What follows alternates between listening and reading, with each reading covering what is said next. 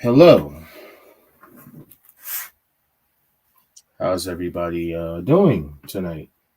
Doing well. I bet you are. If I if you really watch Survivor Series, you should be doing well. no. Kent is doing great. There are people tuning in tonight just to celebrate or laugh or enjoy themselves with Dark Kent tonight. And I hope they do enjoy themselves. Y'all deserve your moment. Enjoy your moment.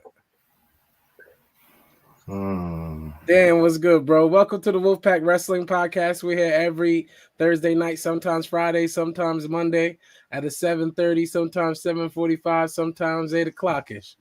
And here we are tonight. And it is Dark Kent's night, and Jaquez is experiencing some things that have him down.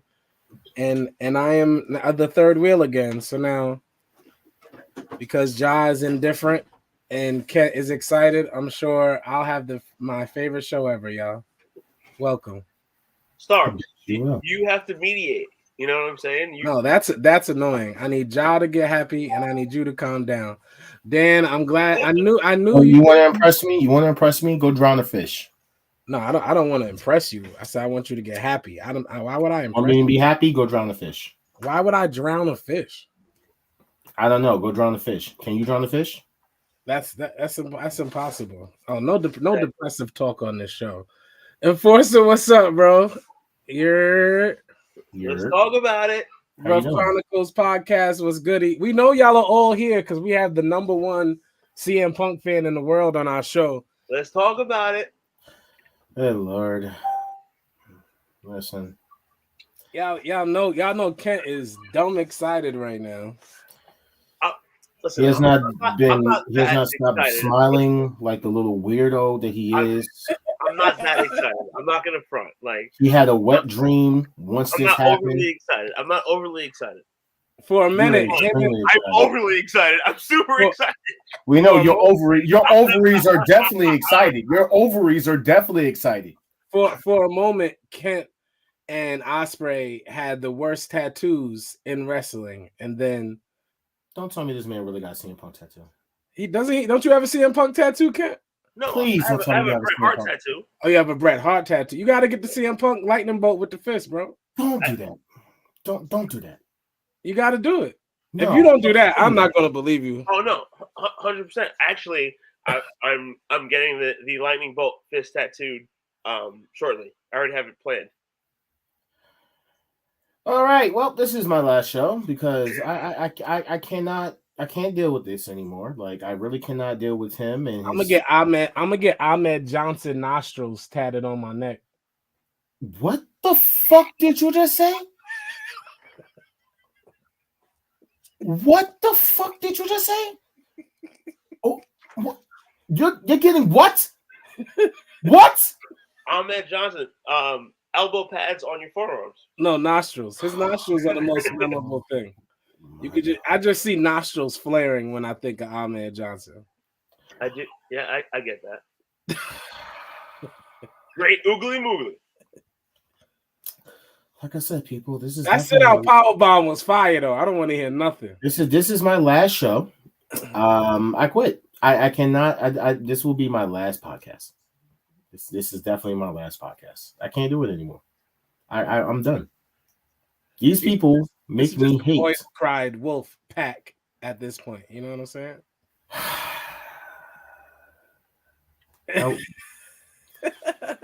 I'm looking for 2 new hosts for the show if I do continue it, you know. You were the one posting the Wolfpack page. We got to start our own show because Ja's gonna go start another show with somebody else. Yep. I'm about to really be my Joe Button to you fucking Rory and Maul ass 2 niggas. Like, then we're about to have a successful show. We're about to have a very successful show. Yeah, but that's crazy. Yeah, I really need to. I am really going to be Joe Buttons, and you and your Rory and Maul ass niggas will be off of my show. Rory and Maul got 3 million. So I'm fine. Okay, you got 3 million. Let me hold something. Go find 7 people to co-host your show next, like Joe Budden did then. That's crazy. Go find 6 new co-hosts. Why would I need 6 new co-hosts? All I need to do is find me a Queen's Flip. You know, since y'all look alike, I need to go find me a Queen's Flip. Oh no, we definitely don't. Me and Queens do not look nothing. I need to go find me a dark skin Parks, you know, that can mimic Dark Kent. Well, Quest. Yeah, the real girl. Black people look alike because you're not actually black, so that makes sense. Say what? I said Quest thinks all black people look alike because he's not actually black. Well, no, not you. You were like the biggest Oreo I've ever met. Canadians are very racist, so Jacque, of course, would naturally be. Jacque. It's Jacque. It's what I heard you. You know that I love it. How do you pronounce your name in Canada? Eh? I don't know. Same way you come with your nappy ass beard, eh? It's Quee. Ain't nothing nappy about my beard, bro. This is all oil right here. It depends what part of Canada. Montreal, racist. Listen.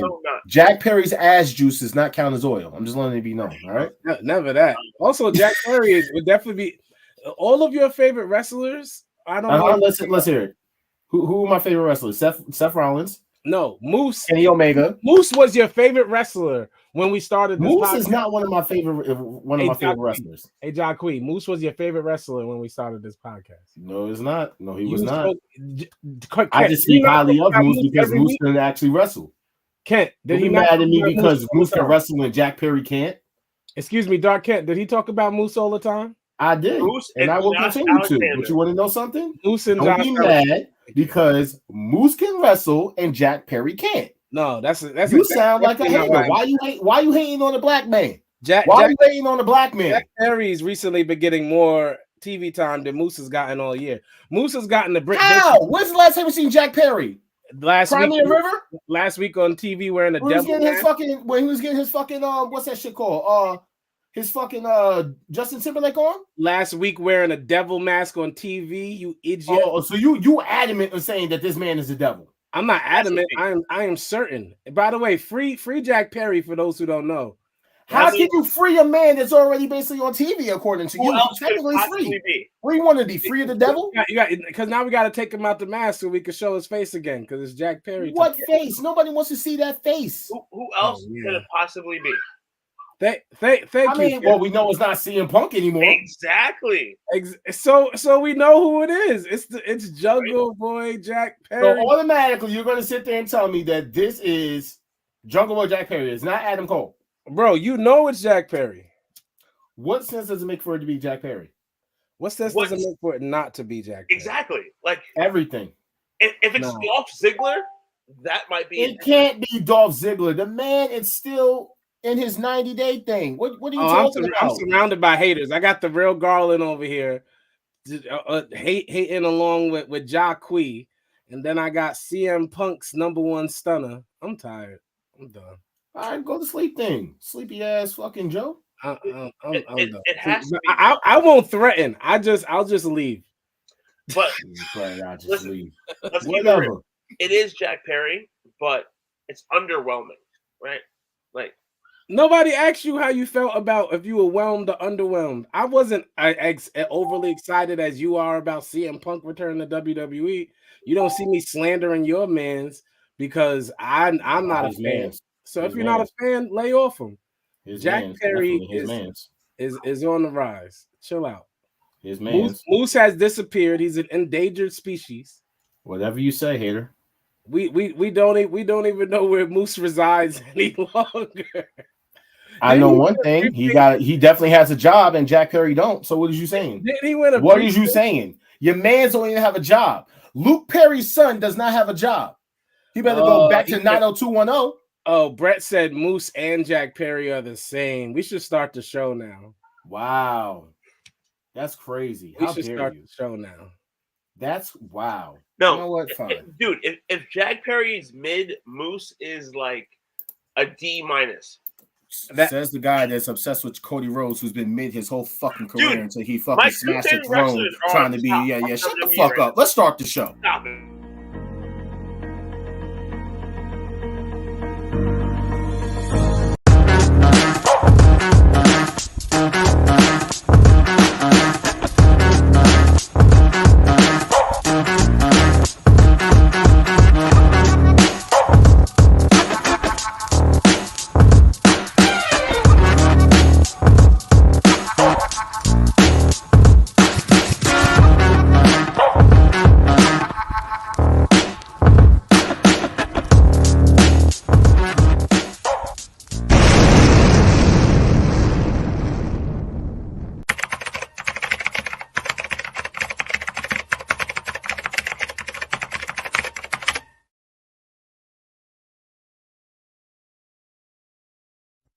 The following program is rated TV MAL. It contains strong language and is intended only for mature audiences.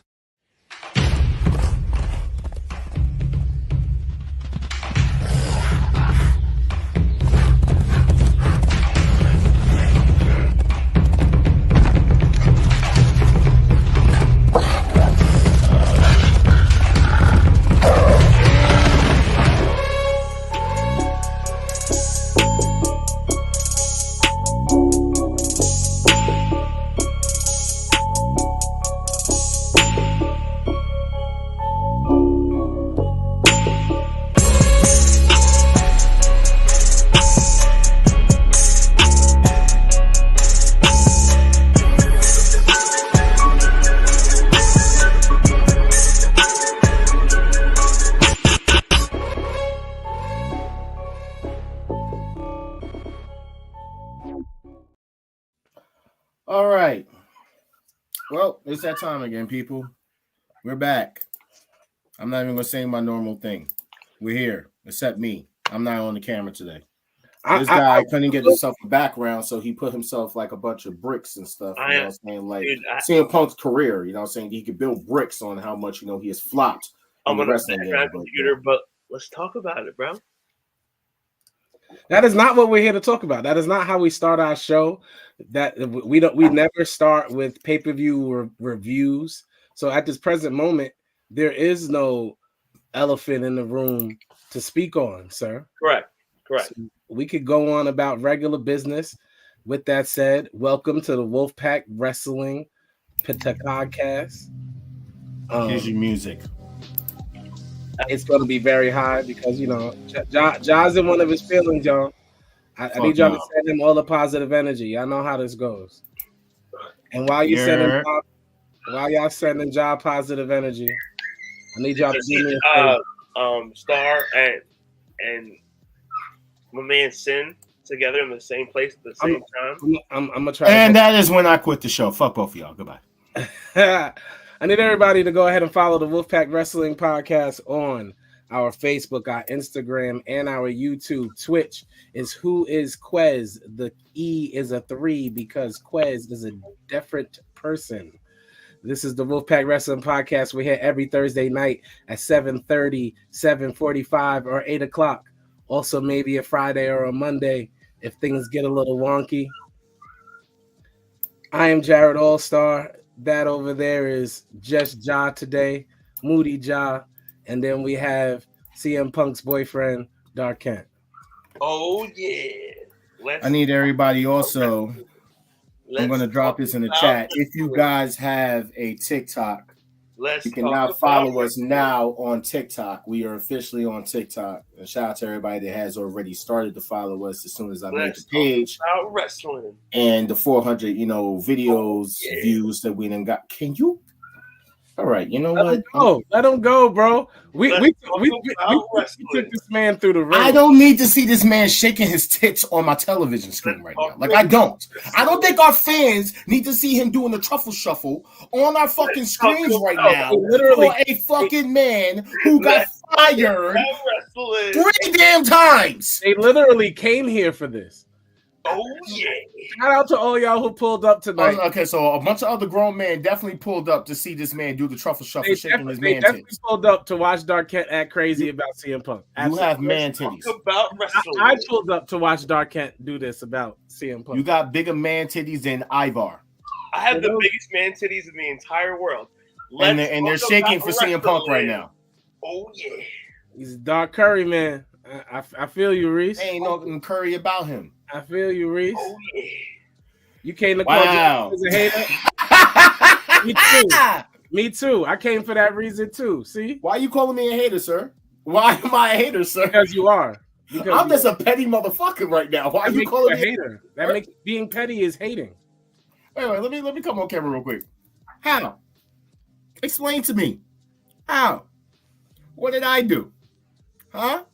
I just want everybody to keep the same energy, okay? I just want to say that I came to stand on business. Black, no, you're not standing on business. I can't stand on business, all right? You know, the same guy that was toxic and, shouldn't be in wrestling and all that other stuff, and now something y'all, What does that have to All do? of a sudden, because he's back in it, I can't understand. What does that have to do? What does that have to do with this show and Dark Kent, who has never changed his stance on CM Punk? Oh no, he's fine. I know he's gonna have his pom-poms out no matter what that man do. CM Punk can go and shoot a kid. You know what I'm saying? And he'll still fucking sit up there with a CM Punk shirt and be like, he's the best in the world. Since day one. John can't take that. He getting more hate tonight than Kent. John about to get more hate than Kent tonight, y'all. It's going down. I'm standing on business. I'm standing on business. Look, I'm standing on business just like I exposed the exposed turnbuckle earlier today. Yeah, that Facebook page. I put them in check today. I'm still waiting on, apparently Eva Marie and Hulk Hogan to pop up in AEW like they said that they signed to them. You know what I'm saying? But I digress. And my Chris voice. Shout out to Chris. Well. You know what I'm saying? Oh, now you want to spear. Now you want to, what happened? Oh, yeah, there you go. Yeah, cheer for your mans. Cheer for your mans. Since day one of this show. Since day one. But at least you keep the same energy for your mans. These other fucking people have not kept the same energy for your mans. You know what I'm saying? But this isn't how we normally start the show. We normally start the show with a game, right? So hot take a pancake. Are wrestling fans a bunch of fucking hypocrites? Let's play the games. No, he's go. He's being a troll. He's being a troll. I just want to know. Now say it's time to play the games. Are wrestling fans a bunch of fucking hypocrites? You're a wrestling fan. Apparently I'm not, because I like multiple promotions and I don't sit up there and fucking jerk off in a fucking circle full of other fucking people about one fucking promotion. You know what I'm saying? So I just need to know. Are wrestling fans a bunch of fucking hypocrites? Hot take a pancake. The answer is we are. Everybody, but we are. You're a wrestling fan. And I'm pretty sure out of all this podcasting on business. This is false, bro. This right here, I'm sorry to tell you, is false. No, you do not. I do. I kept the same energy. When it came to NXT, I didn't talk shit about it. You hyperbolize. I ain't talk shit. Wait. When I said I was not going to watch NXT, I was not going to support NXT. I did not talk shit about it. I didn't say nothing about it. The only thing I said about it was NXT Nickelodeon. Because that's what it looked like. Check it out. Jaquez hyperbolizes Impact every week. For those who don't know what a hyperbole is or what I'm speaking about, look it up. Jaquez inflates the landscape and often the talent level of certain wrestlers he is a fan of constantly. Really? But then gets upset when people do it for the people he likes. Okay, heard you. Have I ever sat there and fucking I'm for somebody that I shit talked? We got longtime fans who can attest to what I'm saying. Mr. Vasquez knows me the fucking longest. He knows I stand on business. So we know because I actually fuck with Impact. A lot of y'all niggas, let's talk about it since we fuck the games. Let's just talk about it. A lot of y'all niggas sit up there talking about Impact now was never fucking Impact fans. Y'all use Impact as a name filler, bro. Y'all niggas can't even name me 5 wrestlers. 5 fucking wrestlers from Impact. Because we don't watch Impact. I watch Impact. But apparently Impact is the greatest right now, right? No, nobody said that. No. That's what these fucking older little fucking fans love to say, right? They love saying that Impact is nice now. Or they love saying that they're fans of Impact. Or they love talking about the women's division in Impact. Y'all niggas wasn't supporting that shit. Just like I know for a fact a lot of y'all not gonna support AJ Lee because you damn sure wasn't supporting WoW when she was a producer over there. Everybody supporting. But y'all gonna support her. She go back to WWE, right? You fucking hypocrites. Let's talk about it. Wrestling fans are hypocrites. Ja doesn't see any mirror involved, y'all. But I've seen a few of you already say we are because we're all wrestling fans. He's excluding himself, so I guess he's just a wrestling watcher. He's just a wrestling talker. I'm a wrestling knowledge god. That's what I am right now. Because I don't sit up there and forget a lot of shit when it comes to this shit. Especially when it comes to a lot of these fans. You know what I'm saying? The same ones, the same ones that wanted Will Ospreay into WWE, right? Who now swear it down, he's just a 5-star fucking chasing guy that does flips, and that's it. Oh, the WWE does not need Will Ospreay at all. Never wanted him. This is not the exposed turnbuckle. Dark Ken and I know this now. We actually have credibility here. Dark Ken and I do not. We actually have credibility here. We're not the exposed turnbuckle. Dark Ken and I do not participate in any of your groups. Therefore, with that said, you're talking to the wrong people. Over here, we stand on business. I always do. Just saying. You know what I'm saying? Dark Kent got pom-poms out all day, every day. That's called consistency. That's what we exhibit over here at the Wolfpack Wrestling Podcast. So I don't know why we're talking to anybody who doesn't. It's birds of a feather over here. Charmaine, I love your comment, but it's not true. What's her comment? CM Punk is whack. Yes, it is. Yes, it is. Yes, it is. You know, but let's just get into this shit real quick. So, time for the game. My bad. I had to just get that out from my chest for a little bit. You know what I'm saying? I'm not allowed to eat my food. You know what I'm saying? My nice little wraps that I have right here, or you know what I'm saying? I can drink my little orange soda on behalf of the good burgers out. You know what I'm saying? But that's it. That movie was trash. That's fine. I guess Kevin from the Shy, you know what I'm saying, left the Shy, went to LA and got a fucking acting job, and now he's fucking he did a horrible role and acted in a horrible role. So Dark Kent. Hot take a pancake. Adding Akira Tozawa to the Alpha Academy was unnecessary. Gable, Otis, and Maxine were perfect how they were. Oh, that's a pancake. It was absolutely necessary. I love Tozawa. Why? Because he Hey, I love it. That's nasty. Adding Tozawa to anything is great. Pancake. Let Tozawa is the Japanese artist, bro. Let that man do something other than sit in catering, you haters. Let that man eat. More Tozawa on TV. Next. Let's go, Tozawa. A lot of people say they agree. Pancake, laughing. Let me know when y'all get to Randy and R-Truth. I gotta keep it PG. Hey, I gotta keep it PG. That's nasty. Anyway, so they said moments like this is why we love WWE so much. So, which one was you guys' favorite return? Oh, out of these? What should I say? Favorite shocking return? Out of these? Yes. None of these because of social media. Wait. You're gonna say none? Because of I like how you did that. I like how you did that. Because of social media, none of the returns that he just posted were shocking. Not one. No. Because we knew about them all in advance. So it's not really surprising. Wait, you know, but we knew about Punk in advance? Yes. Nigga. They were reporting all day where Punk was. Punk is eating a donut around the corner from the arena. Punk just walked his dog 2 blocks away from the arena. Punk just got a mocha chocolate latte from Starbucks and then went to Dunkin' Donuts to go get a scone. We thought we saw Punk talking to the Miz's cousin because he's really good friend. Man, we had the Punk's driver license says he's in Chicago, so he's in Chicago all damn day. All damn day. You knew the motherfucker was coming back. Just stop it. We even trolled it last week, so cut it out. What's good, Gerald? How you doing, bro? So social media ruins pops for me. It literally just loves ruining my pops, and I don't like that. I don't like. If I'm going to be honest, the only one I can say that I was actually happy about was rest in peace Bray Wyatt. The rest of these, it was expected. I mean, I talked about fucking Randy Orton like weeks ago before we decided that he was going to be in Survivor Series. Bro, you guys are tripping. I did. The fact that I knew about The Rock going to pop up on Friday because he fucking blurted it out the day off. Nobody here tripping. You tripping. We knew Cody Rhodes was going to be Seth Rollins' opponent. Exactly. You knew Brock Lesnar was going to come back and fucking confront fucking. We knew before Edge came back that Edge was coming back. They ran vignettes for weeks. Exactly. Punk's return. None of these were fucking best kept secrets. No matter which one you're trying to change it. You don't pay attention to social media. I really don't know.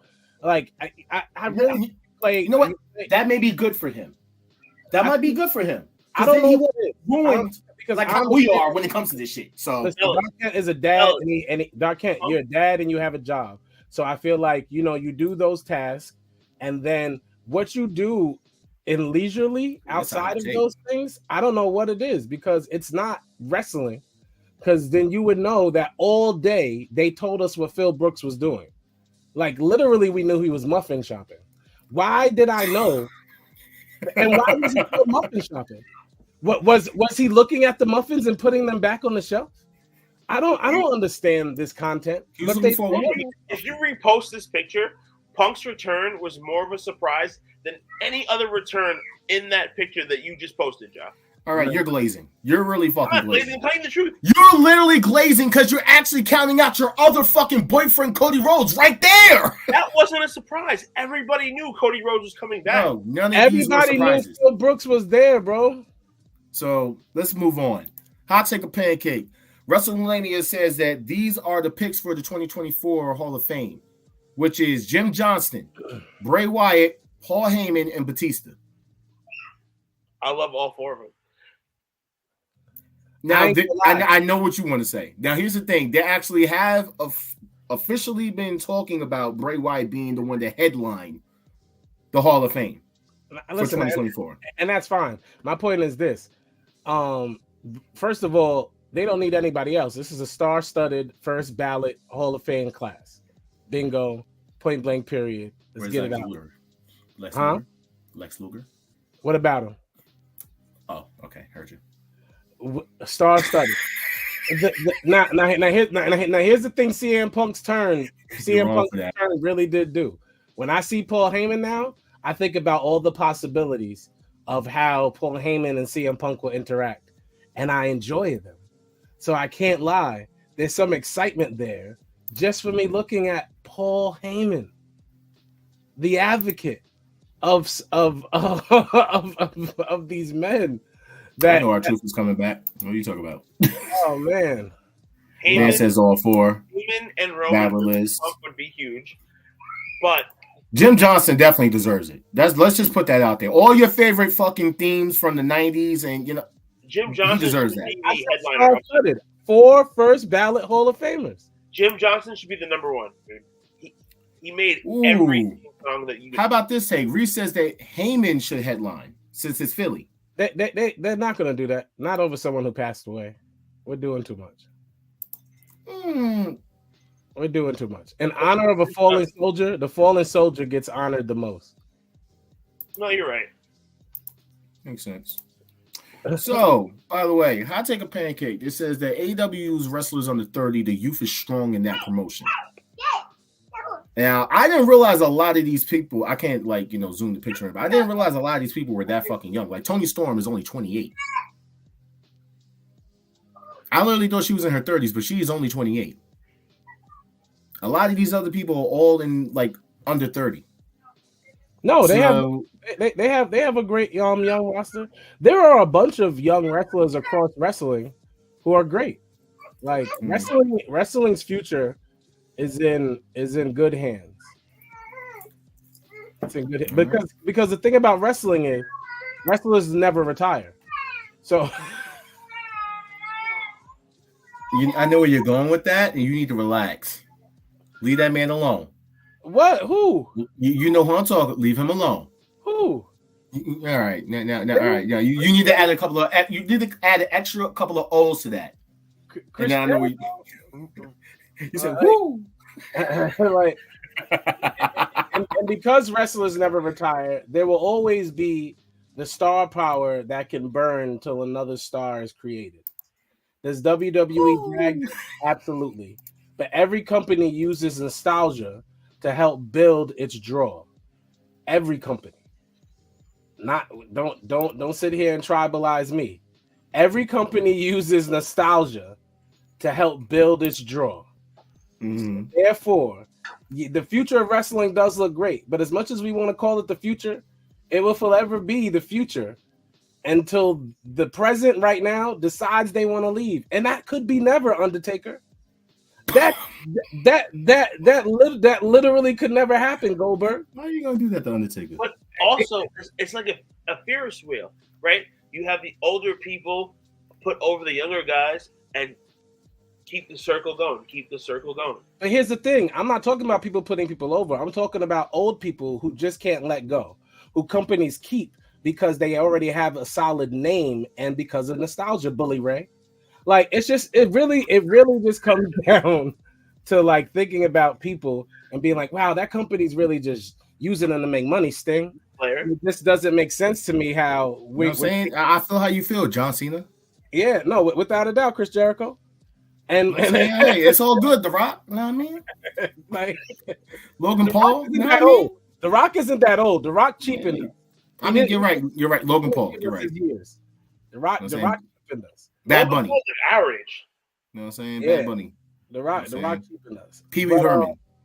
But yeah, so you know, it's just these. LL Cool J. These you stupid. It is actually very relevant. It is actually very relevant. But no, so you know, so for these wrestlers, RVD, who don't want to let go, and Goldberg.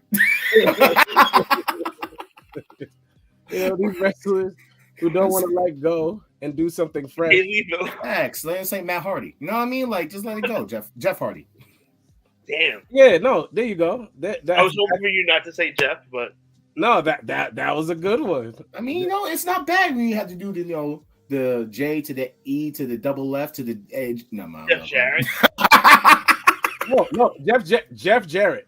Another great. Listen, y'all are doing. Now y'all see it. No, because when I do this before, y'all never join. Everybody chose violence tonight, Enforcer. Not just me. We all did because they are talking about. I totally understand where you coming from, Arn Anderson. Like, I get it. I totally understand, Tully. I get it. You see this, Jake the Snake? I feel you, Vladimir Kozlov. Come on, Tully Blanchard. I mean, you know what I'm saying? When you speaking to R-Truth, I hear what you're saying. No, I mean, I hear what you're saying. Oh, you might have R-Truth. Yeah, you might have went too far. You might have just went too far. We ain't count R-Truth in that. Nah, you just went too far. The man's 50! Stop. R-Truth looks 25. You took it too far. I need R-Truth and Tozawa on my TV every week. I need every week. Stop it. R-Truth still got it, bro. Every week. Okay, Tony Schiavone, hear what you're saying. Got you. No, listen, good old JR. Okay, King. Heard you.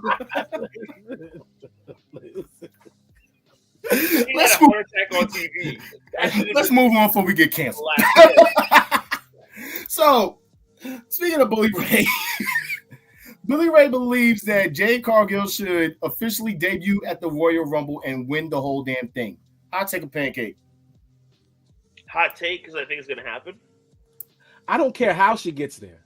She just better be at WrestleMania, and it better be Bianca standing across from her. And one of these women better walk out of whatever, Philadelphia, even though I can't stand Philly. Wait. Out of Philadelphia. You want a rookie to debut at WrestleMania? No, I didn't say rookie to debut there. I said I don't care how it happens. As long as she is standing at WrestleMania. That is money. For the title.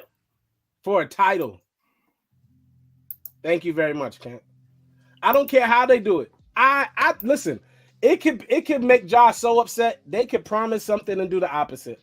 And I would not care. They could tell Ja that they're going to do a match, right? And the winner will face Bianca Belair at WrestleMania. And they can have that match. And Jade ain't even got to be in it. And that night of WrestleMania, Jade can walk out. And I will still love that match. No, I'm good. Bro, I'm good. I think because apparently Jade's too green. Well, then again, since she's so green, it makes sense for her to debut in Philly, right? You know, the place. Who's still calling Jade green, bro? Like, what are we doing? We have not seen her wrestle. I know they're not calling her now, you know what I'm saying, because she's in the WWE and, you know, she's training at the PC Center. Which, by the way, she's not really training at the PC Center. She's been training at the same fucking place she's been training with. And the same fucking person that trained her. So when you have fucking Triple H getting on fucking media scrums after the fucking pay-per-view, I want to talk about throwing shots at the fucking place that she trained at and it wasn't really good or whatever, yet you don't fucking realize the same person that came back to finish his fucking story is the one that trained her. But, you know. Ja, first of all, Jade trains in both places. Like, where is Jade training? In both places. She trains at the Nightmare Academy and at the She trains at both. Cody Rhodes. Thank you. Exactly. She's been trained. Oh, so no. Bring your ass back. Come back on the screen. Where you going? Come back. No. Don't run away. Come back. Don't run away. Stay and play. Come back. Come back on the screen. Yo, Ginger, you better leave now. It's about to get dark. Yeah. So let me get this straight. You really just sat there and who did she train with? Cody. Okay. And you disappeared? My boy. They've been calling her green since she debuted and she's been training with fucking Cody. So what does that mean? No, she's training at his facility. She's been trained by him. Bro, Jade is being trained by whoever, whenever. Oh, now she is. Got it. Yeah, well, every day. Yeah, every day to try to make her better. We cannot say what color she is. Other than money, until we. What's the color of money? No, she's a draw. Until we see her step in that ring, it's blue, by the way. Until we see her step in that ring, we will not know what color Jade is. Nobody can be. Oh, she's green. We don't know what she is right now. She has been training for 2 straight months that we know of. Ginger, fuck your uncle. Since Jade started, she got put right into the fire. She never had time to train in the first place. She won her title as soon as she started wrestling. No, it was her and the company's fault. They both thought that was a good idea. They put her out with Shaq. Let's really talk about this. As you think everybody's just being hypocrites. They sent her out with Shaq. With Shaq. As if Shaq wasn't green. As if Shaq had wrestled a million times before or was alone, but still. No, exactly. Shaq is so that whole match was horrible. Charles Barkley wasn't in it, so it wasn't entertaining. The only thing about it that was good was Jade, because everybody was like, "Who is this?" And she capitalized off of the momentum. Did she prematurely get in the ring? Absolutely. They put her in a position, wrestling wise, that she shouldn't have been in. But wasn't if I'm not mistaken though, let me just remember that. Wasn't that around the time that Cody was in charge of all that? What? So this decision to fucking put her out. This is crazy, bro. You would think you work for these companies. You move on because I keep going. I'm on my King Petty shit. I need a crown. Sound like the people you get mad at in these groups because let's move on. So Will Ospreay says that he wants to wrestle Pac again once he comes to AEW. He says the only singles match I've ever wrestled against Pac. That's something I want to throw out there so we can run it back and put it to rest between us. What do you guys think about that match right there? Any Will Ospreay match would be fire. This is a rhetorical question. It is. This to cover up because you like to say ludicrous things and then switch the topic, and that is a horrible thing that you do, and you should stop doing that. Second thing, why? Second thing, any Will Ospreay match would be fire. Like nobody's saying no to any of those matches.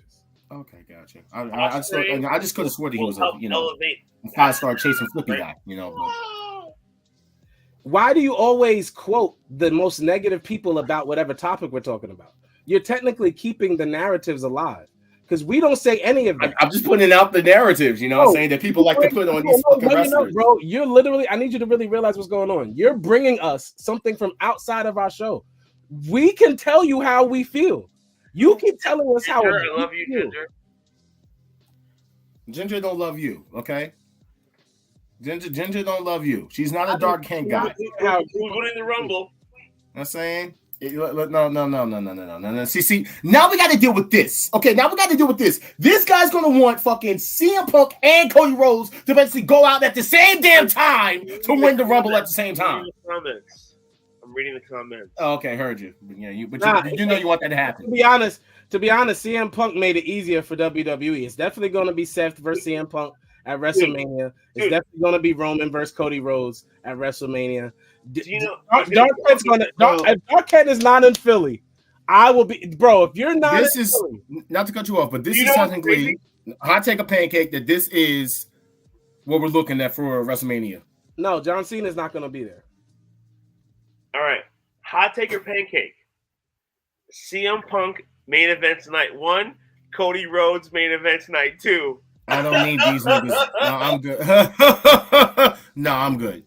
We are on top, baby. It'll probably be that. I'm not gonna lie. It'll probably be that. And that will be trash. It will be that. This card is minus the card. Who said John Cena versus Solo? Who thought that? I don't know. But I guess because they won his rematch.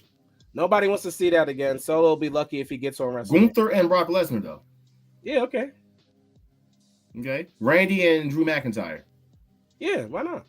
LA Knight and Logan Paul. Uh-huh. Uso brothers, of course, Jimmy and Jay versus each other. And then Rhea versus Becky. All right. I mean, they are missing Jade versus Bianca, but there is no Jade versus Bianca. There will be a Jade versus bro. There has to be a Jade versus Okay, Bianca. if there's not a Jade versus Bianca, will you guys be okay with that? No, because no, will not. Because I'm getting CM Punk, Seth Rollins. I'm getting Cody Rhodes, Roman Reigns. I'm getting 2 matches that I'm gonna have to hear this man talk about for months. I better get Jade versus Bianca. I better get it. If he gets 2 dream matches, I better get one. WrestleMania is going to be a good time, fellas. Anyway, let you know that. TNA Impact fans, seeing AEW fans constantly get told that the company is, somehow dying and that it won't make it another year. We have a Jade hater in the chat. Yes, we do. She hates Jade for some strange reason. Jade? Ginger hates Jade because she thinks that she has a bad wig. I don't know why. You love Punk and you hate Jade? How?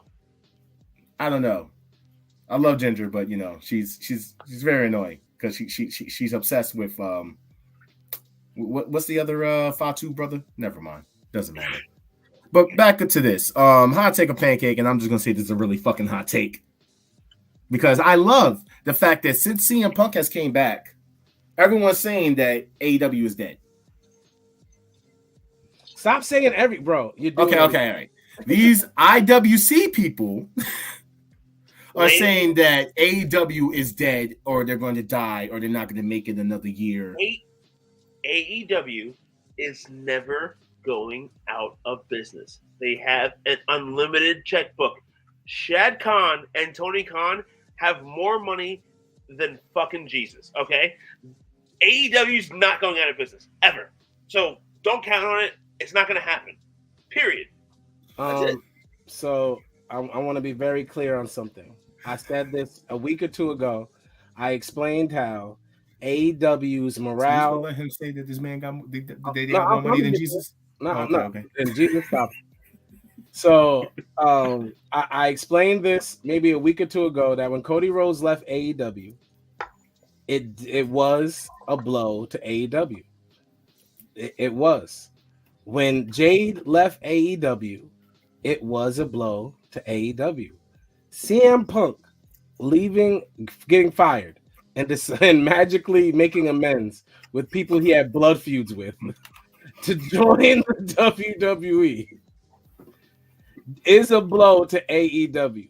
Yet and still, at the end of the day, AEW is in a special place called wrestling, where there are companies like NWA that can still make it, where there are companies like MLW and different companies like this that can still remain somewhat prominent thanks to social media and just the amount of people love wrestling. So all these networks and sponsors clamor to wrestling.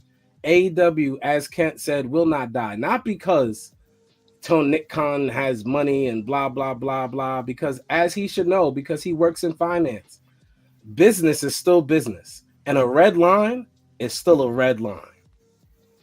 Yes, but talk your shit, brother. But Tony's father is not going to cut off his trust fund. Not going to cut off his money. A red line. Okay, look. Can we stop with the Tony Khan? The man Tony Khan actually has his own businesses. You know that, right? Outside his own shit that he has going on with his dad. Yeah, you keep saying like he's only got money because of his daddy. You do like the man. Like, stop it. This isn't Donald Trump, okay? Like, stop it. You do that. But Tony Khan has money because of Shad Khan. Stop it.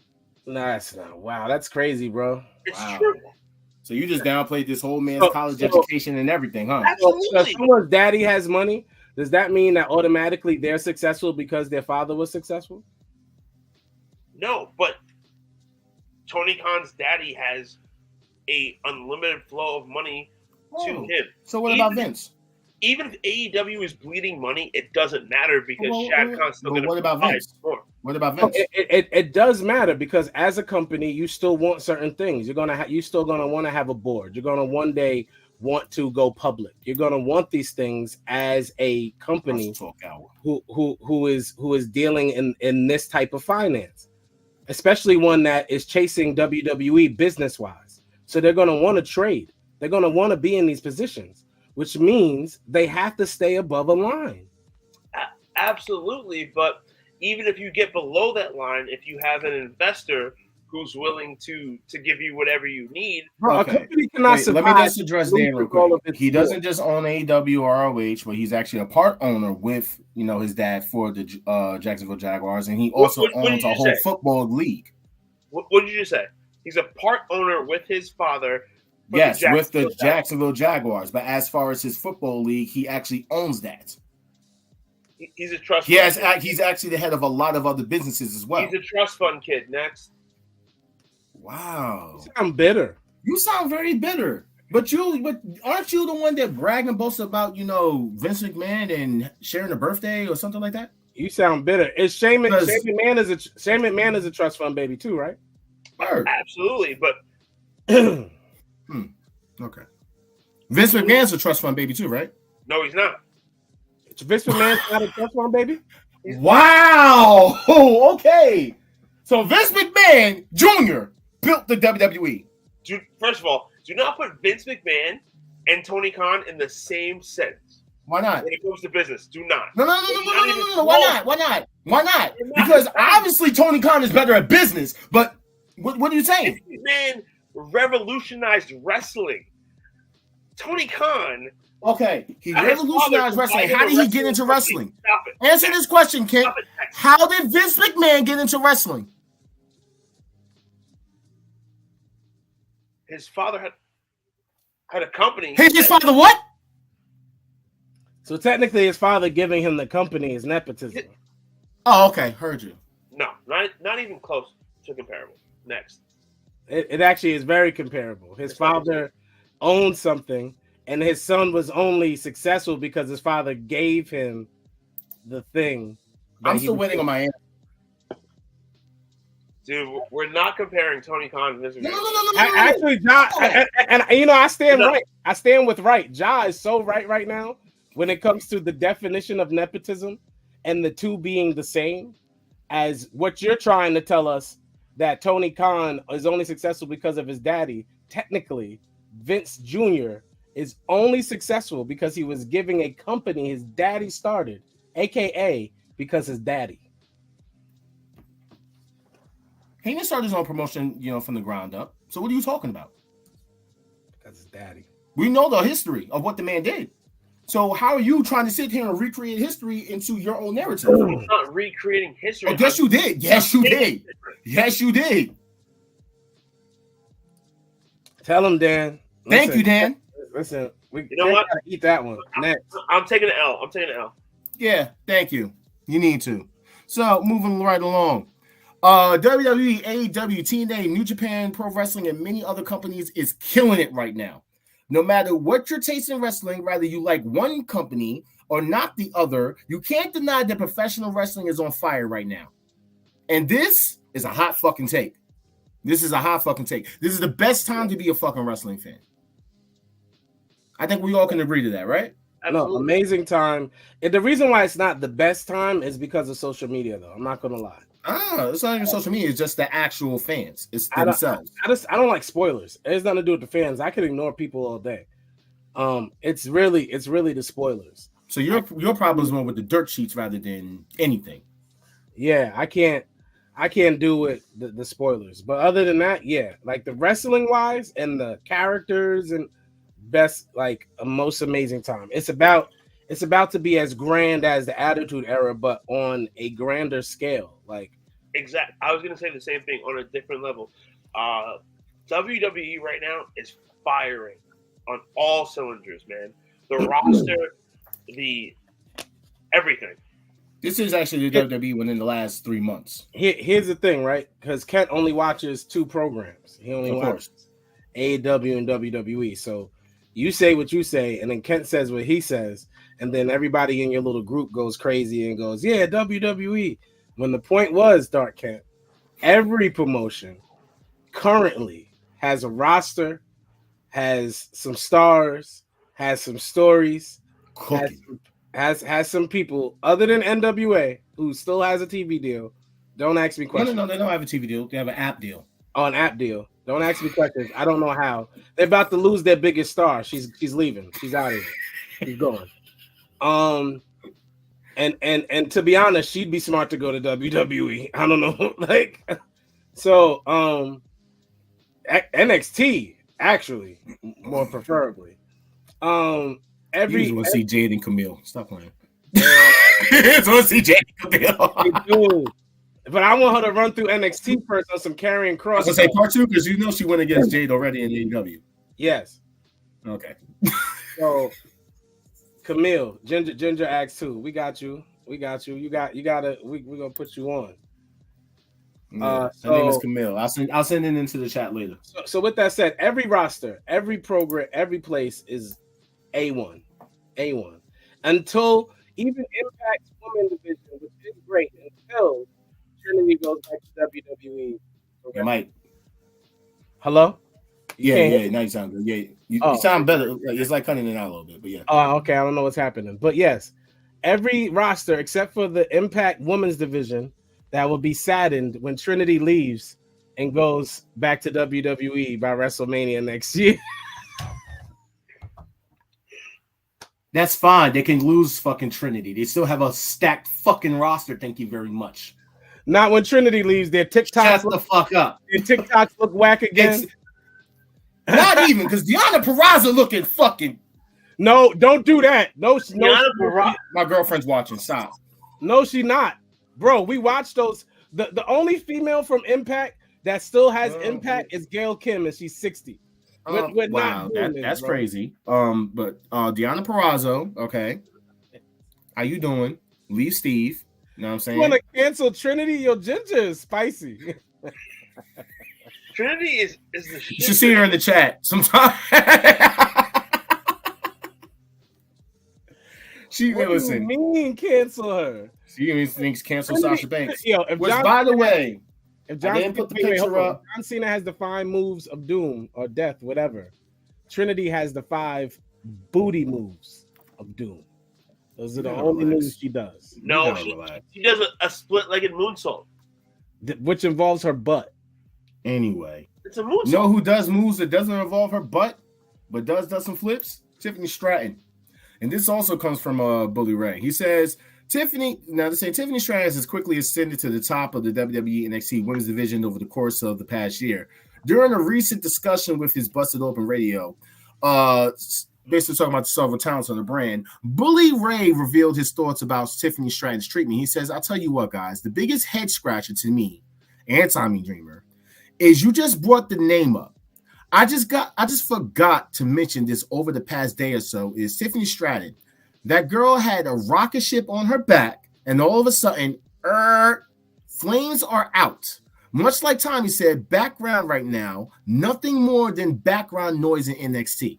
Here's the thing. I'm just now getting put on. Do you agree? Here's the thing that I think happened, because y'all know I watch NXT. I love NXT. Here's what I truly think happened. I think Tiffany got hurt, and we just didn't know. With the way Becky carried the title, and then we didn't really see Tiffany wrestle for weeks and things like that. I personally think something happened in Tiffany's life. I know what happened. Maybe she went and got a fucking boob job like Cora Jade did. No, she didn't. Oh, dude, you sure? It's the same. That's the reason why Cora Jade was off TV, because she went and got a boob job. No, I understand that, but that's not the reason why. Every wrestler cannot be on top every single week. No, I mean, last week we talked about Aaliyah. After she got fired, she got a boob job. So I'm trying to figure out these women getting boob jobs. You know what I'm saying? They're wrestling. The point was this is not the first time that's happened. WWE. I know. Charlotte had a few of them pop. All of them. All of the most. Okay, how about this?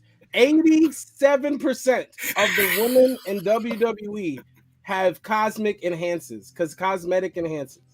Name 5 other than Charlotte. That's a fact. All of them, bro. I said name 5 other than Charlotte. I don't have to name them. I literally mean all of them. What has Becky had done? Who? Becky Lynch. You don't think Becky had any work done? Botox, fucking tits. Face. Becky don't even look the same. I don't look at Becky's tits. But what? Becky doesn't even look the same. I mean, she had a baby. What? That doesn't change your facial features. The way during pregnancy. No, I'll teach you something. During pregnancy, after pregnancy, your facial features you'll still be recognizable. her nose and cheeks are different before she got a baby. Keep it a stack. To go back to All-Star's point, 9 out of 10 females in WWE have had some type of 9.5. 9.5. I don't know what else to say. Like, no, fuck Charlotte. Okay. No, we love Charlotte over here. Let's be very clear. We love Charlotte over here, Josh. No. Let's be very clear. They love Charlotte over there. Okay, these two. I don't. No, I'm good. She's basic and overrated. Hater. Nobody knows why Josh is a Charlotte hater. Charlotte is overrated. Next. I'm a Charlotte hater too. Y'all are both Charlotte haters and I love Charlotte. Charlotte is the best fucking female wrestler of all time. Stop. Let's go, Charlotte. That's what I thought, Dan. Dan, that's what I thought. Liposuction. Oh, this dude Josh asking all these crazy questions. Like that's like what you asking how many women on the roster had cosmetic surgery, and this is every female on everyone's roster. It's like you asking me how many of these men take performance enhancement drugs. Exactly. For real. Randy Orton, a lot more than you think. Brock Lesnar. 9 out of 10. Oh, okay. Got it. You're right. Hey, DK Metcalf. Let's go. Football. You don't think niggas playoffs. Steroids? Stop it. I mean, Brock Lesnar, John Cena, Roman. Steroids. Same. You know what I'm saying? LeBron. All right. Anyway, so let's move on. So there was a little conversation between Ariel and fucking Daniel Cormier. Cormier said Royal Rumble, maybe Sasha Banks comes back. And Ariel had nurses. Real quick, Reese asked the question. And Asuka has never had cosmetic surgery. Thank you for asking. I mean, isn't that against her? Anyway, Ariel, whatever. He said, nah, who cares when it comes to Sasha? Cormier said, oh, I know why you don't care. Ariel said, CM Punk is the man. He is the best in the world, the legit boss. What has she ever done? Wait, Ariel? Yeah, and Cormier came out and said she's won every championship. She's the best. I'm so mad at Ja because we tell him every time he quotes one of these idiots. Wait, are we talking about the same Ariel? Oh, yeah, the same Ariel. We're talking about the Ariel we banned. We keep banning people. We banned him a long fucking time ago, but for some reason he actual Ariel. But magically you put them back on the show. Magically they end up back on the show. What? Why do we post anything she says on our show? That's crazy. So y'all know we don't care what Ariel says.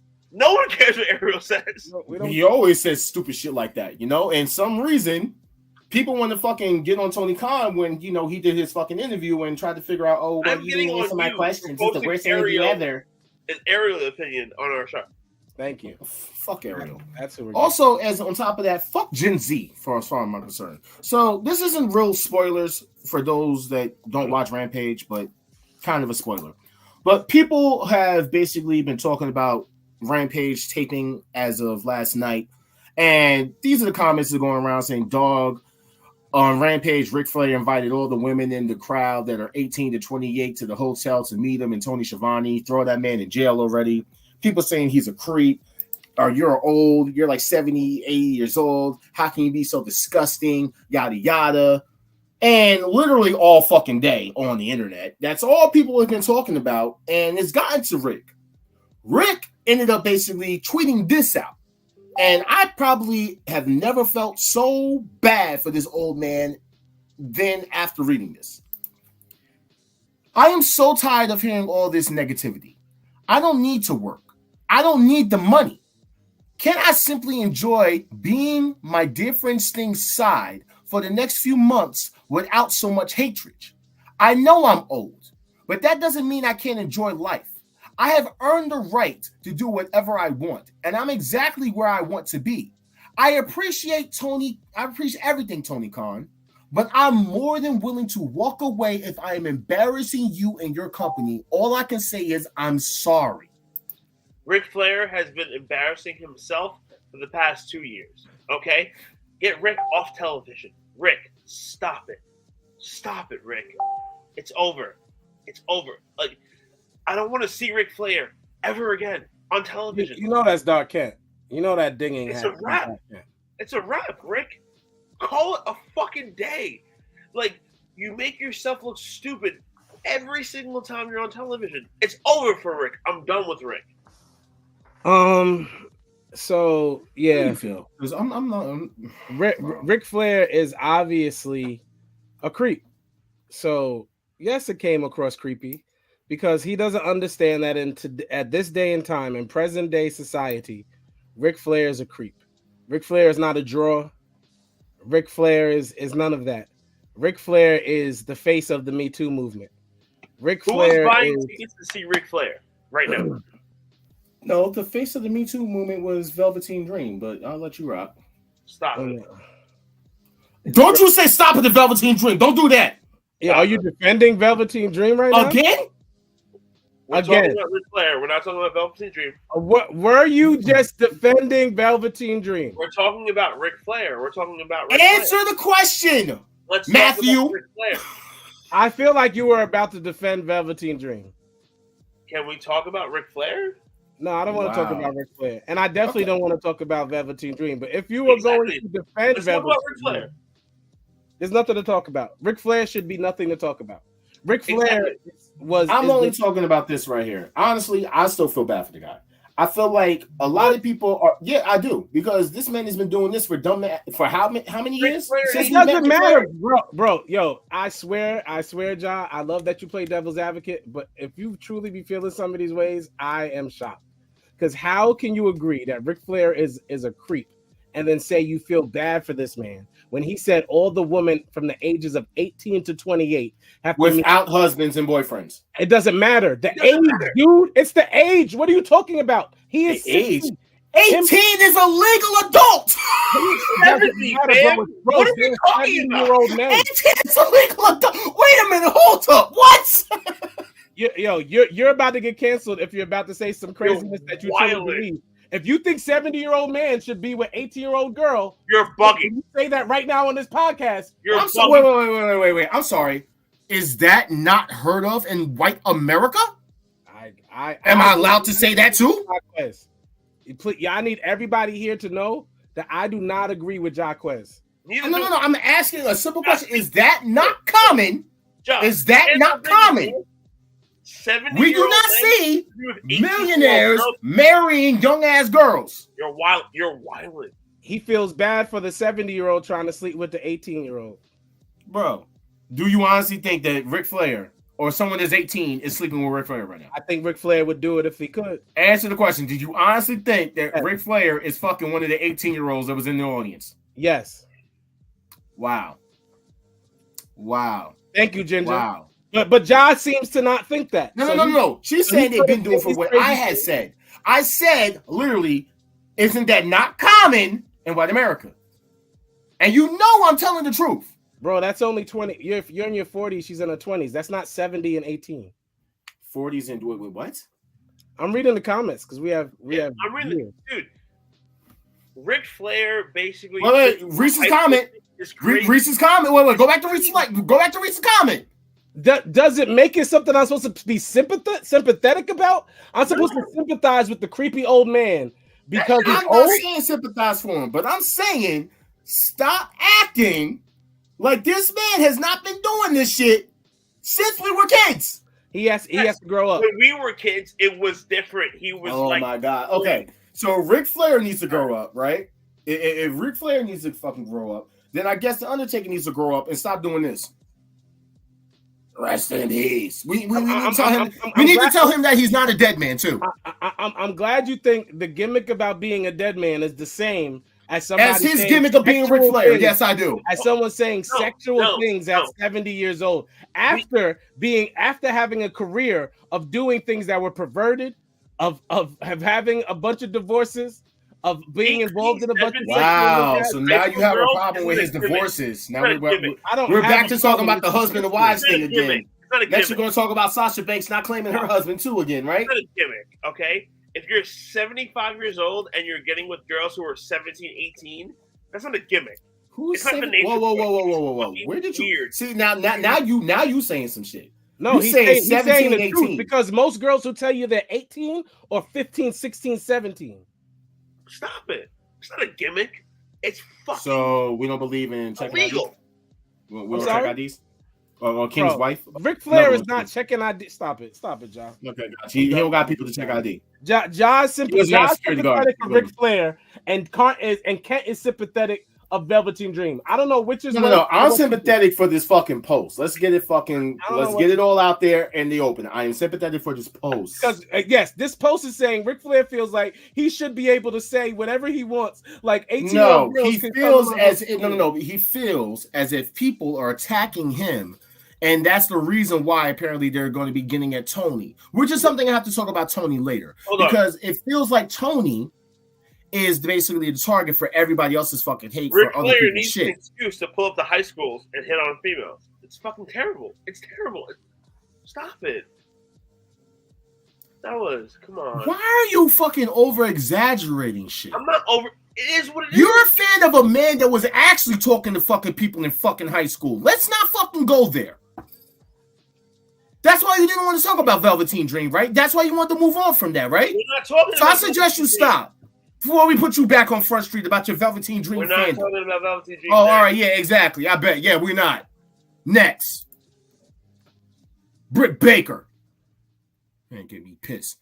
Tweeted that tonight's AEW Dynamite. MJF had a live promo of 7 minutes. Christian Cage had a live promo of 10 minutes. All of 2023, all of 2023 AEW Dynamite Britt Baker live promo time, 0 minutes. I just want to say Britt Baker has 2 jobs, and she chose to do this to herself. Either you're going to commit 100% to one thing or you're not. She's never going to get 100% out of anything unless she's giving it 100%.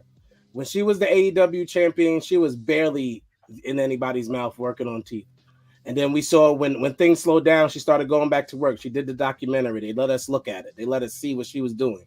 And we knew what she was doing. So if she thought caregiver for your husband. If she thought she was going to be up in somebody's mouth, being a dentist for 3 days, and then trying to wrestle the other 4 or 5 and keep that schedule, they weren't going to be with that. She couldn't commit whatever time, whatever days. She know how this cookie crumbled. And that's exactly what happened. Also, she let herself look stupid when Paige showed up, because Paige is trash. Is Paige ever going to wrestle in AEW? Can somebody tell me that? Yes, she does. She actually wrestles tomorrow night. Is she actually going to wrestle, mm-hmm. or is she just going to scream, take a bump? They have a trios match with her and she ain't gonna do nothing. She ain't gonna do nothing. You gotta stop. Thank you, Ginger. This is my answer. She ain't gonna do nothing. Nope. Once again, a lot of people are saying that Tony is maybe dropping the ball, and then apparently they're saying that this is not a work. Do you guys feel that Britt Baker should be more on TV, getting more promo time, even though I could have swore that she had promo time this year? No, I just explained this. I just explained this is her fault. That division became so lackluster that a female who everyone said was green with a mid-card women's title was the star of the division, and then she left. As wrestling fans, we're over Britt Baker. It's a wrap for you, Britt. Like, wow. What? Yo, Ginger, you need to stop. You got it. You. Wow. And you highlighted that comment. I didn't do nothing. I'm not touching anything, so.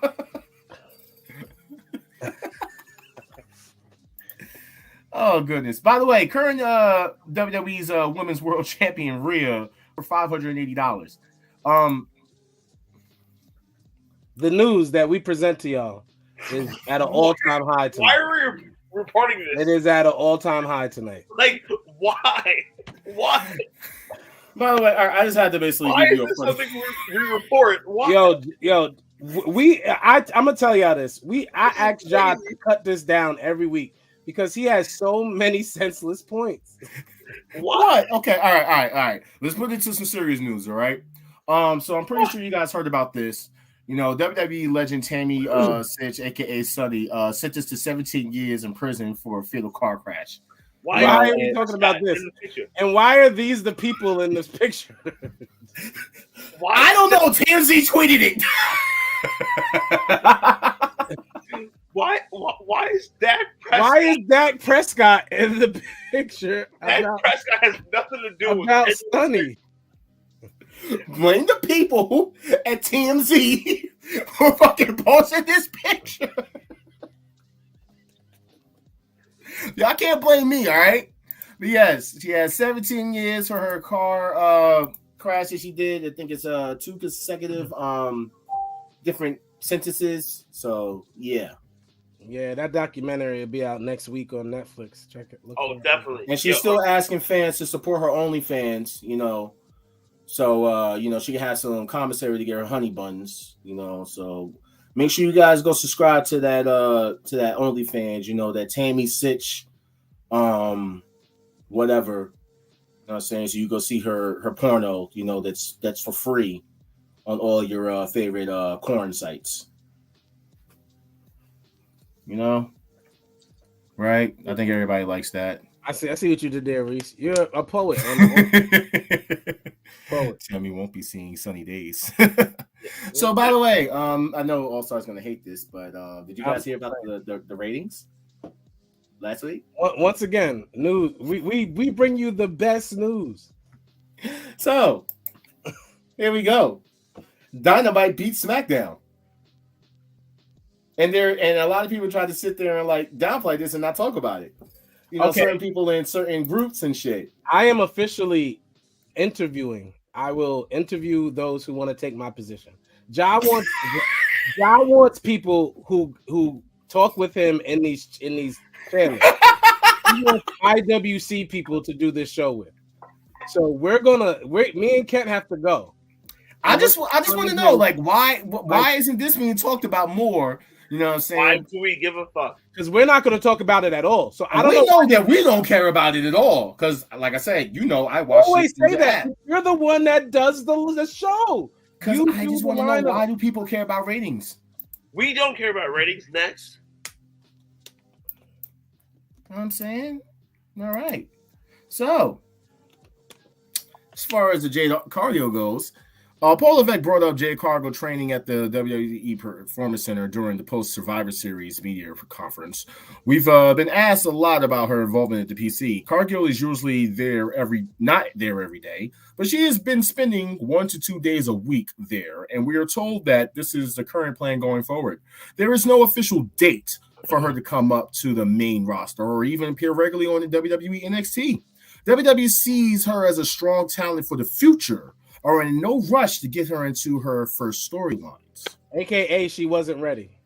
She wasn't ready. She wasn't ready. But whose fault is that? No. Let's talk about that. Because this goes back to you. All right? On your comments before about how she better be the best fucking thing to come out the gate. Because when you look at it, how did they present her? They've been presenting her as this star, right? As a big deal. And she's still a big deal. But granted, she's a big deal for her power as an actual person. They're not. But as far as her in-ring ability, that's what's the problem. They're not going to put her in the ring with Becky, with Bianca, with. But that's see what you said. You said they're not going to put her in the ring with Bianca, but that's what everybody wants. No, we're not going to do it right now. That's why she has to be good enough for that. Right now, let her train up to that. So here's the thing, y'all. I'm going to explain this one last time. And that's the train for that. I really am going to explain this one last time. WWE is the plug for Hollywood. When it comes to wrestling, WWE is the plug. Ask Dave Bautista. Ask John Cena. Ask Dwayne Johnson. If you want to talk, if that's C level, but sure. Ask the Miz.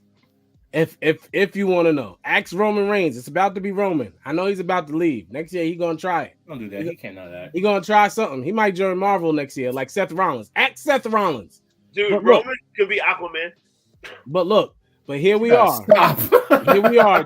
Jade understands the best way for her to get to where she wants on a bigger scale. She has to use this company as a launching pad. This company finally being ran by people who understand wrestling more so than just the politics, aren't just going to put her out there to look stupid. So not even that. They're not going to put Jade in the ring to hurt their top investments, right? We're not going to put Jade in the ring with Bianca, with Becky, with whoever else. Because if you hurt my top investment, now we have 2 top investments out, right? So,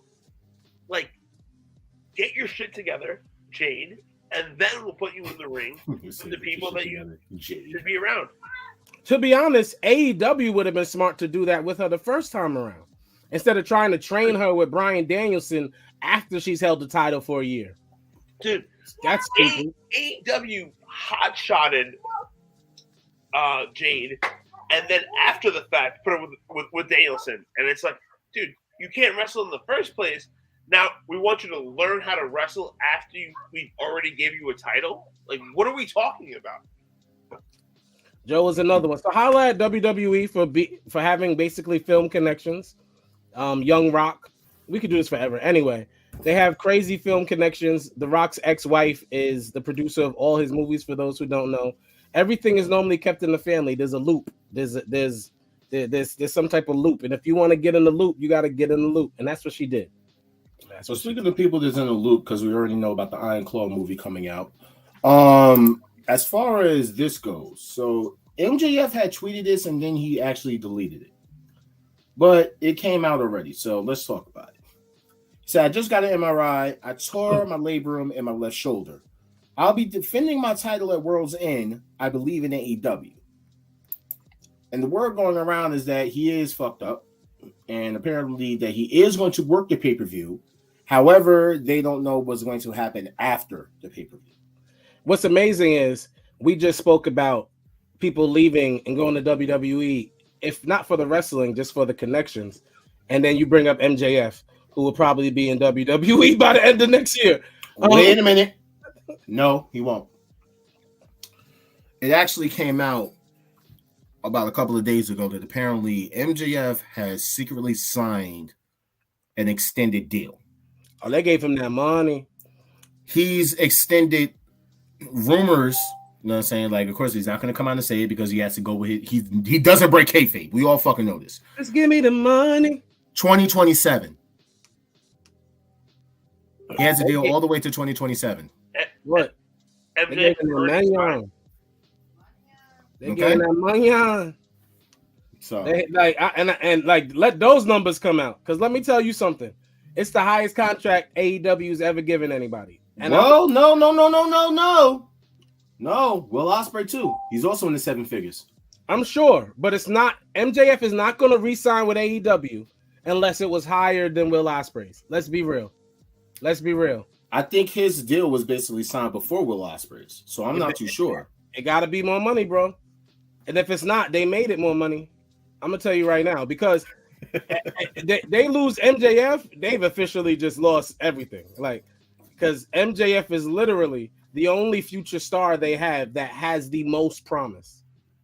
And I'm saying that as a Jungle Boy fan. Y'all know what time it is. Free Jack Perry. Jungle Boy fan, you don't like it. Free Jack Perry. No, ain't got nothing to do with it. Will Ospreay. Ain't got nothing to do with that. Calm down. Mm-hmm. You're right. And MJF should get paid more than Will Ospreay because he is 10 times better on the mic than Bruv. That's a lie. No, bruv. Don't lie about that, bruv. Are you taking a piss, bruv? Are you having a laugh, bruv? See, and that sounds good to you. You want to hear that for 5 minutes? Yes, bruv. I do, bruv. Don't disrespect my mate, yeah. You I'm see good. me, yeah. I'm good. You taking a piss, yeah? Are you taking a piss, bro? Bruv, are you taking a piss, bruv? Yo, y'all are both very annoying. Bruv.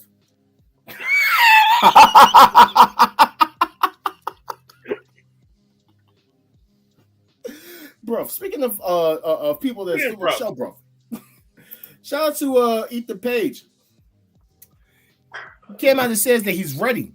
And apparently he's been training with BRYAN, that boxer guy. You know what I'm saying? Apparently he's basically ready to come back and rip. Now, let me just say this. I'm liking it. That's weird. I'm liking it. Pause. No. Pause. I like it. I'm actually glad to see Ethan Page more jacked and ripped, and I hope that it transitions better on wrestling. Because the man can't go. I'm not going to sit there and cap like the man can't wrestle. His tag team partner was better. Yo, Ginger, Josh said the same thing. You and Ja on the same page. Y'all like him like that. Because I don't know how this is news. The man got in shape. Congratulations. Yes, the man got in shape. He was actually, I think he was injured at one point. So to see him basically coming back and shit like that. No, so, don't lessen your excitement now. You were uber excited. Anyway, when it comes to other, I guess, I guess you would call this short, strong Spanish men. I don't know. But anyway, we all know what's going on with LWO.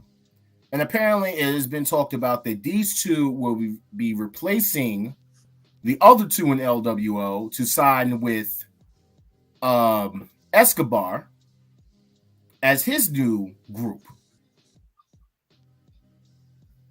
How y'all feel about that? Having, Angel Garza and Humberto come back up from NXT back to SmackDown just to be like, I guess, the new Legado del Fantasma?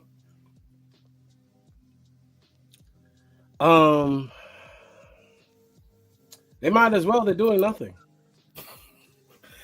Didn't they? Oh wait, they lost that match last night. Although the original Legado del Fantasma are much better English speakers than either one of these men. Those two dudes are never getting over. Ever. They're never getting over? Ever. He only says that because the Velveteen Purple made him sad. See, why are we talking about something else? Oh, God, let's move on. By the way, Serena Deeb has revealed in a video on Instagram that she suffered a series of 3 unprovoked seizures since last October. However, she's been in her neurologist recently, and he told her that she is now recovered and that she is officially cleared to wrestle. So shout out to her. Okay, really shout out to her. Be thankful for Serena Deeb. She is, for those who don't know, a woman that I have brought up on this show. She is one of my top 5 female wrestlers of all time. How about that? Serena Deeb, the woman of 1,000,001 holds, for those who don't know. Yes. Wow. Serena, have you seen her wrestle? Like her technical Bro, wrestling? I've seen her wrestle. Come on now. Well, so then saying, bro, she could wrestle. Like, to be honest, there'd be no Deanna without Serena.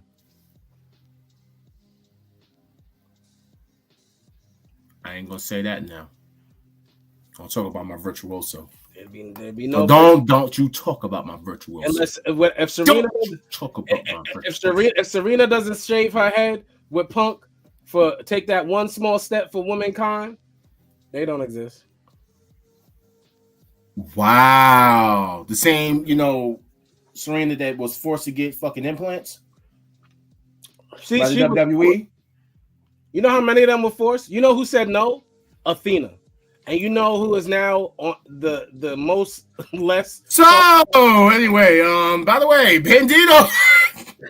Dude, Bandito has to get another surgery on his wrist because it didn't heal properly. He was literally ready to come right back, but the bone didn't heal well, which is very unfortunate. So prayers out to him. Hope that he can recover. The man is a beast. So yeah. Now let's get into this. Did anybody hear about QT Marshall? Yeah, okay, he left. Okay. Granted. Next. So here's a couple of stuff that came out about that. So QT Marshall himself was seen as one of the key voices of championing a more entertainment-based approach to wrestling TV.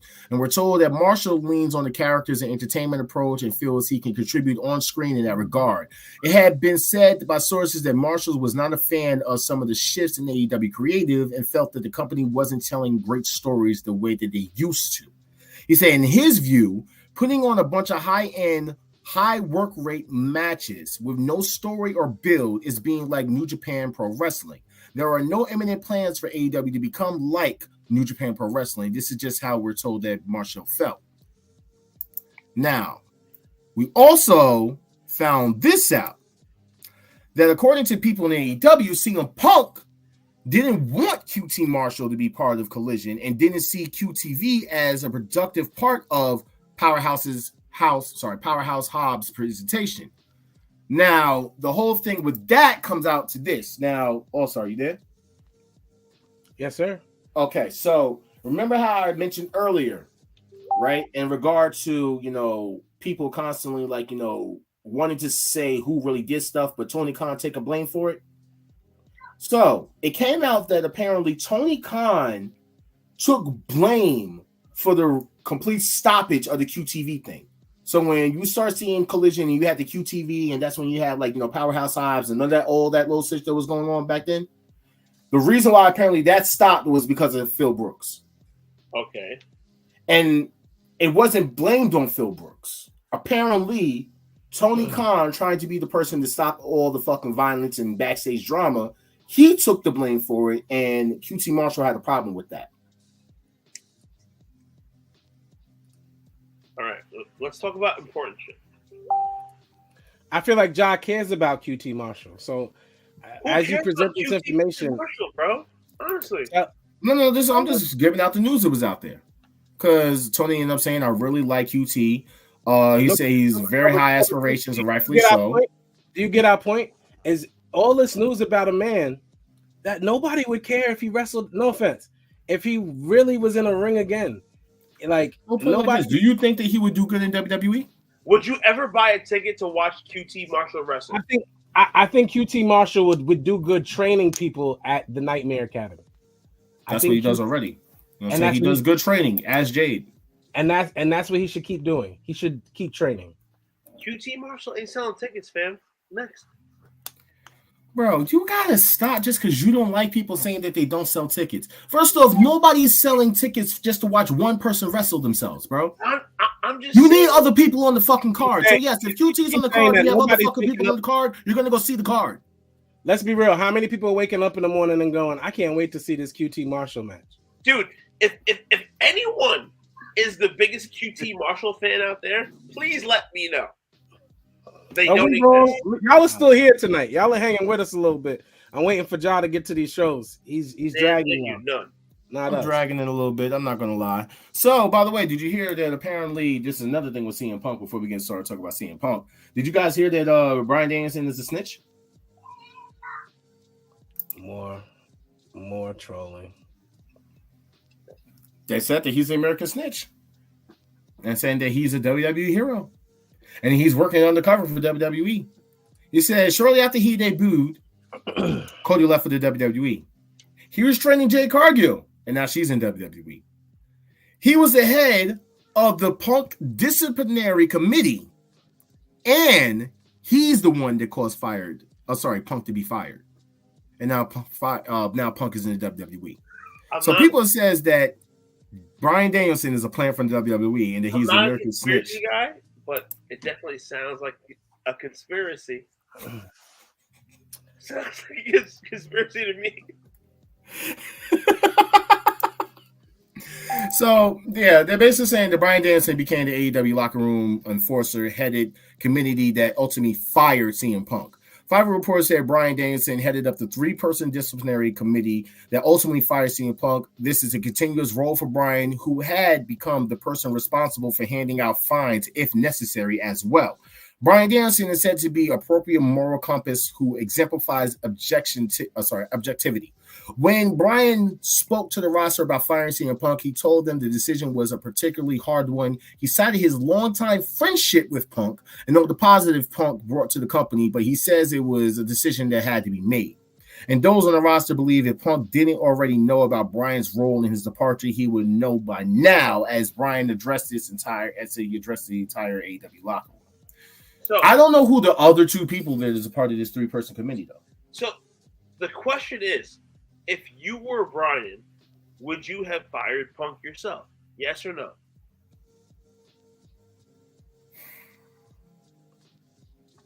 Yes. Star? Bryan Danielson holds no position at this company. Yeah, he does. Even if they made him the head of that committee, he holds no position in the company. Whoever holds a position in the company should be the one to fire him. Chris Paul is the head of the Players Association in the NBA. If something happens, he represents the players. He's not going to ever hand out the discipline himself. But if the league doesn't know what to do, they hand it down to the players, correct? The league does it, not the head of the Players Association. Or the head of the Players Association. So if Tony Khan's the league and Daniel Bryan's the Players Association. He is. And they're going back and forth about, hey, should we fire Punk? And they put it in Bryan's hands, and Bryan said, hey, let him go. And then the company went back and told him he was let go. That's appropriate. Why would you put that on that man? I don't see nothing wrong with that.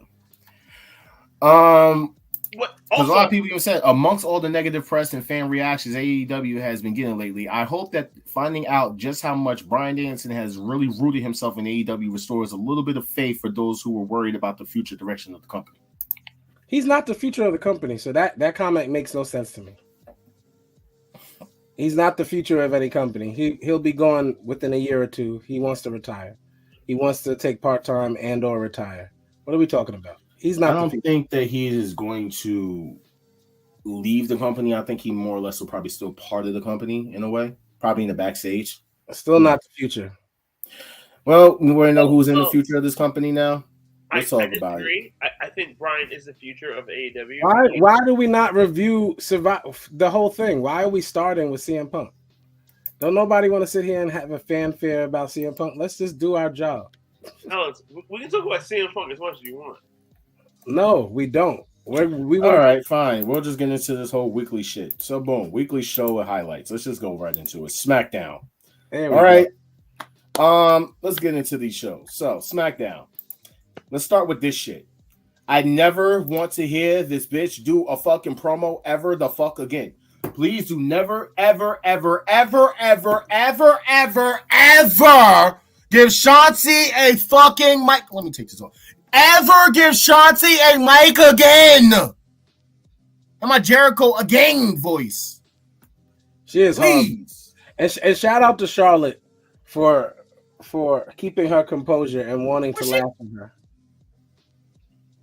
I never want to see Shotzi on TV ever again. I'm over her. I don't know. Yeah. I don't know how Shotzi missed getting fired every time. Because she has heart-shaped nipples. Like the girl from Rugrats. She has heart-shaped nipples. Listen, she looks like Angelica's doll. Cynthia alone. Yes. Okay, Cynthia is a very cool dancer. Okay, Cynthia is a very cool dancer. She looks like Cynthia from Rugrats. All right, well, you boogie to her groove now.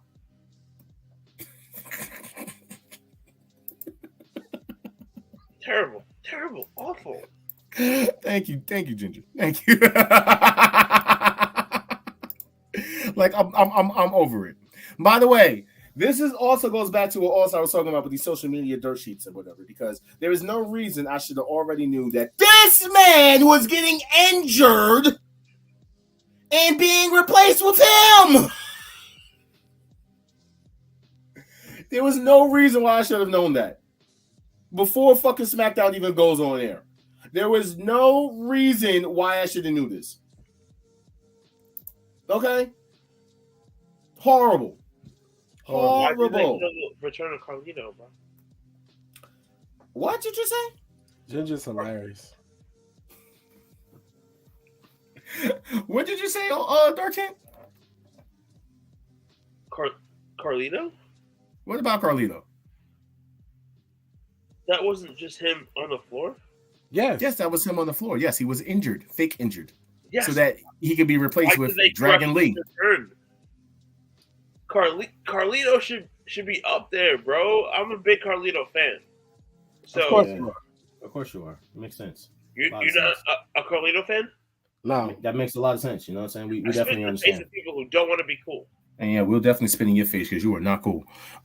So haters. Before we get into Survivor Series, I'm just going to cover this part first. So this was going on at the same time as Survivor Series, and yes, everybody knows me. I watch both at the same fucking time. I'm pretty sure that these guys was not watching it, but I did inform them about what was going on. So on Rampage, you had Statlander, Diamante. Statlander won, of course. You had Hook and Rocky Romero. Hook won, of course. And then you had Katsuyori Shibata and Wheeler Yuta for the pure title. And Wheeler Yuta actually beat Shibata by cheating. I was mad about that. Bro, I was like, did that really just fucking happen? Shibata must want to go home and chill out for a little while. Well, that's why I wanted to talk about the CM Punk thing before I talked about this, but I know you guys wanted to, But yeah, I don't understand the booking of that. Bro, we're not gonna act like AEW. Like, first of all, none of these companies book solidly enough, but AEW tends to overbook anyway, so we're not going to pretend like they don't. You're right. We also moved on to Collision because they did a 3-hour show that night. So right after Rampage was Collision. On purpose. Yeah. So with that being said, you now have the Continental Classic where you had Daniel Garcia versus Claudio, and Claudio won that, so he now has his 3 points. And you also had Julia Hart versus Lady Frost. Great match, by the way. Julia Hart actually won. I need them to push Lady Frost a lot more on TV. All right, if you guys want to start getting the women's division better, start putting these women that actually know how to wrestle on TV. Okay. House of Black was in a match with Commander and Gravity. Did not give a fuck about it. But the house always wins. That was the same night that Malachi Black actually called out CM Punk and FTR and a whole bunch of other fucking people. Whatever. Then we had this little thing happen where I literally was a little confused. So Lee Moriarty and Keith Lee had their match. Keith Lee squashed the shit out of him. But then Keith Lee said this: I'm tired of the mispresentation, the mistreatment, the lack of opportunity given to me. So I am here now to take it. And when I say take it, I mean him. You are who I want, and you are who you are. See you soon. And you know who you are. It's obviously Swerve. Do you think it's Swerve? It's obviously Swerve. Has to be Swerve. And Keith Lee, first of all, he's the only person in the company that's even hot right now. I don't think it's Swerve. I think it may be Shane Taylor. If it's Shane Taylor, he put put a big "I don't care" right on that post. Just slap it. You're gonna care because you're a fan, nostalgia, black about your wrestling. But at the end of the day, damn right, nigga. At the end of the day, the world, the mainstream, don't care. This is a collision. Maybe it's a dark or very dark wrestling match between the two that you'll say is a banger, and others will forget within 2 seconds. It better be Swerve. And then the one thing happened that I told you what was going to happen, but you didn't want to fucking believe me for some strange ass reason. But Brody King beat Eddie Kingston.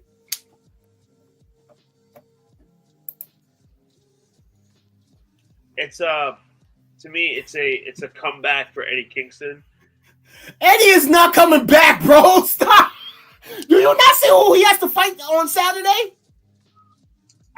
I think it's like a redemption story for Eddie Kingston. Do you not know who this man has to face on Saturday? Eddie Kingston will be in the finals of that tournament. Guaranteed. Do you? Okay, he's not getting it. I don't think he gets it. Do you know who Eddie has to face on Saturday? He will be in the finals of the tournament. Answer the question. He doesn't. He doesn't. Okay. It's Bryan Danielson, you guy. And this is the problem. This is what we tell you, bro. You got to do your homework.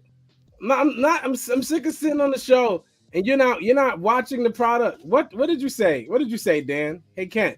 Do you watch the product? You. All right. So now that I know, Danielson has no problem taking L's. What? Danielson has no problem taking L's. So Danielson. Did you say the same thing? Did you say the same thing about Brody King? You was what he actually admitted that was right. You're the only one that's standing on what you say. Daniel Bryanson will be the first Triple Crown winner in AEW. And you know where I'm standing. For those who don't know, I call him Daniel Bryanson. It's gonna be Swerve. Whose house? Swerve's house. It's not gonna be Swerve. It's gonna be Bryan Danielson. It's gonna be Swerve. Swerve versus Bryan. No, Keith Lee is gonna cost Swerve the match against Bryan Danielson. Don't you say that. That's what's gonna happen. Don't say that. Don't say that. Keith Lee do not say that. Is gonna cost Swerve. Stop talking. You were talking things into existence. I don't need to be talking into existence. So please stop, please. You know what's gonna happen. That's not gonna happen. Anyway, I know what I need. Yeah, I know what's gonna happen. Right? I know what I need. Okay. Okay. He's gonna cost Swerve. Because we gotta try and turn Swerve face, and Keith Lee's gonna be the heel. Swerve. Okay. But yes, like I said, that Eddie is losing his title. Okay, Eddie is losing his title. That's it. Welcome, AEW. See, we are not tribalistic over here on the Wolfpack Wrestling. Thank you. Well, it might be because he only watches WWE and half of AEW. Yeah, he doesn't watch Collision since CM Punk left. That. Mm-hmm. Now let's just get into Survivor Series. No one watched Collision until after Punk left, right? No, I actually watched it when he was there, and I watched it afterwards. You know I've never watched it. And he's never watched it at all, so I had to be the one to tell him what was going on. I'm remaining consistent. So let's just get into this. So what was the first match again? Wasn't it the women's War Games? Bailey and Io. Io, first of all, is the queen of War Games. She's the queen of the sky and the queen of War Games. I'm mad Charlotte Flair did a moonsault in a match where Io was present. Io has by far the prettiest moonsault in the history of wrestling. Can we agree that Charlotte's moonsault is not that great? The pop-up, it's not. It's definitely not as great as Io's. It's not. The pop-up elbow by Kari on the chairs, absolute fire. Jumping onto people with fucking trash cans. Absolute. The Damage Control just as a team is so much more entertaining than the other team. And it's gonna be better when Bailey gets turned on. You know she's gonna turn on tomorrow, right? AEW's on pay-per-view or Bleacher Report or Fightful or find our Discord link. Holla at us. I tried to send it to y'all, but somebody was supposed to send it to me. Cough, cough. Chris. You know what I'm saying? But I'm still waiting. Chris. You know what I'm saying? If you're still out there in the audience, Chris. You were on Discord with me the last pay-per-view, AEW pay-per-view. I know I was. I'm just trying to, send it to everybody else, you know what I'm saying? Because I had other people that want to, join us. And I'm just waiting, for Chris to send me the, the video. Chris. First match, rank it real quick. Let's go. First match, I'm giving it a solid 7. 8.5. That's OD. 8. Solid 8. All right. What do you guys rank? What was the next match? Sorry. That was Gunther and The Miz. Better than I thought it would be. So I'll give it a 7.5. Better than you thought it would be. It was better than I thought it would be too. I ain't gonna lie. I'm gonna give it a 7.5. Okay. I will give it a solid 6.5. Because I didn't care for the match. I'm sorry. I really didn't. I almost didn't, but by the end, here's what I don't like. If The Miz is gonna be a face, stop doing heel things. Yep. True. And for that, I feel where you're coming from with the 6.5. But the match was good. But if Miz is going to be a face, stop low blowing. The low blow is a heel tactic, Ric Flair. Cut it out. The Miz isn't turning face. He's only face for this match. They needed and then it was pointless. Now I give it a 4. Now it gets a 4. Okay, got you. So now you see where I'm coming from. Okay, got it. How do you guys feel about the return of R-Truth? 10. 10 out of 10. 10. 10 out of 10. 10. Definitely a 10. 11. Definitely a fucking 10. I forgot to show this picture for when the women won. By the way, I like to point out that Becky was the only one that does not color coordinate with everybody else, but whatever. Yeah. R-Truth is back. I'm saying 10 out of 10. I'm saying the only return that we really cared about. Next we had Chris, you gotta hold up. You gotta wait till we're done with the WWE review, and then we'll get back to you. What did he say? He said trash. Yeah, you know what? Hey, you want to know trash? I sent you a message. I've been waiting, okay? I've been waiting on the fucking link to the Discord so I can send it to people. Chris. Okay, thanks for coming back, Chris. Why don't you send me the damn link to the damn Discord, Chris? Chris! Anyway, back to the next match. Santo Escobar and Carly. Sorry, I'm mad. Dragon Lee, who had the shortest time of the whole night, by the way. 5. I'm giving this a 3. I'm giving it a 3. I'm giving it a fucking 3. I wanted these guys to be able to cook because I know they would have put on a fire ass fucking match and it was 7 fucking minutes. I'm giving it a fucking 3. Damn, we on the same page tonight, bro. That's like I'm not gonna fucking give it any type of like props. That's just I'm giving it a 3 and leaving it at that. Something had to happen for them to switch that fast to Dragon. But take some. I don't understand it. Like, because like I said, it was leaked the same damn day, and I don't know why the fuck it was leaked the same damn day. People leak things all the time, but the point is, the man had to be hurt in real life, or had a baby, or had court, like something that he couldn't get out of. Man had a baby all of a sudden, right? A grandchild. He old. Carlito almost on the list for Ric Flair. Carlito is like in his 40s, man. Stop. Carlito only kicking because he eat apples every day. This is why you get apple. Now you really got me about to look up and see how old Carlito is. Like, this is wild. Nah, bro. Carlito is how old? An apple a day. Carlito he was born in 79. How old is that? I can't count right now. He's 44. Okay, he's 44. Our baby. Oh, Ginger had a baby with Carlito. My bad, y'all. That's why he missed it. He had a baby with Carlito. This woman got a whole fucking family with every wrestler. I swear to God. Like, you know, like Cody's an uncle, Becky's Charlotte's a dad, her mom, Seth's a dad. Her sister Carlito. What was the next match? Which was the last match, actually. No, Rhea versus Zoe. Oh, that's right. Yeah, Rhea versus Zoe. 2. Wash. 2. 0.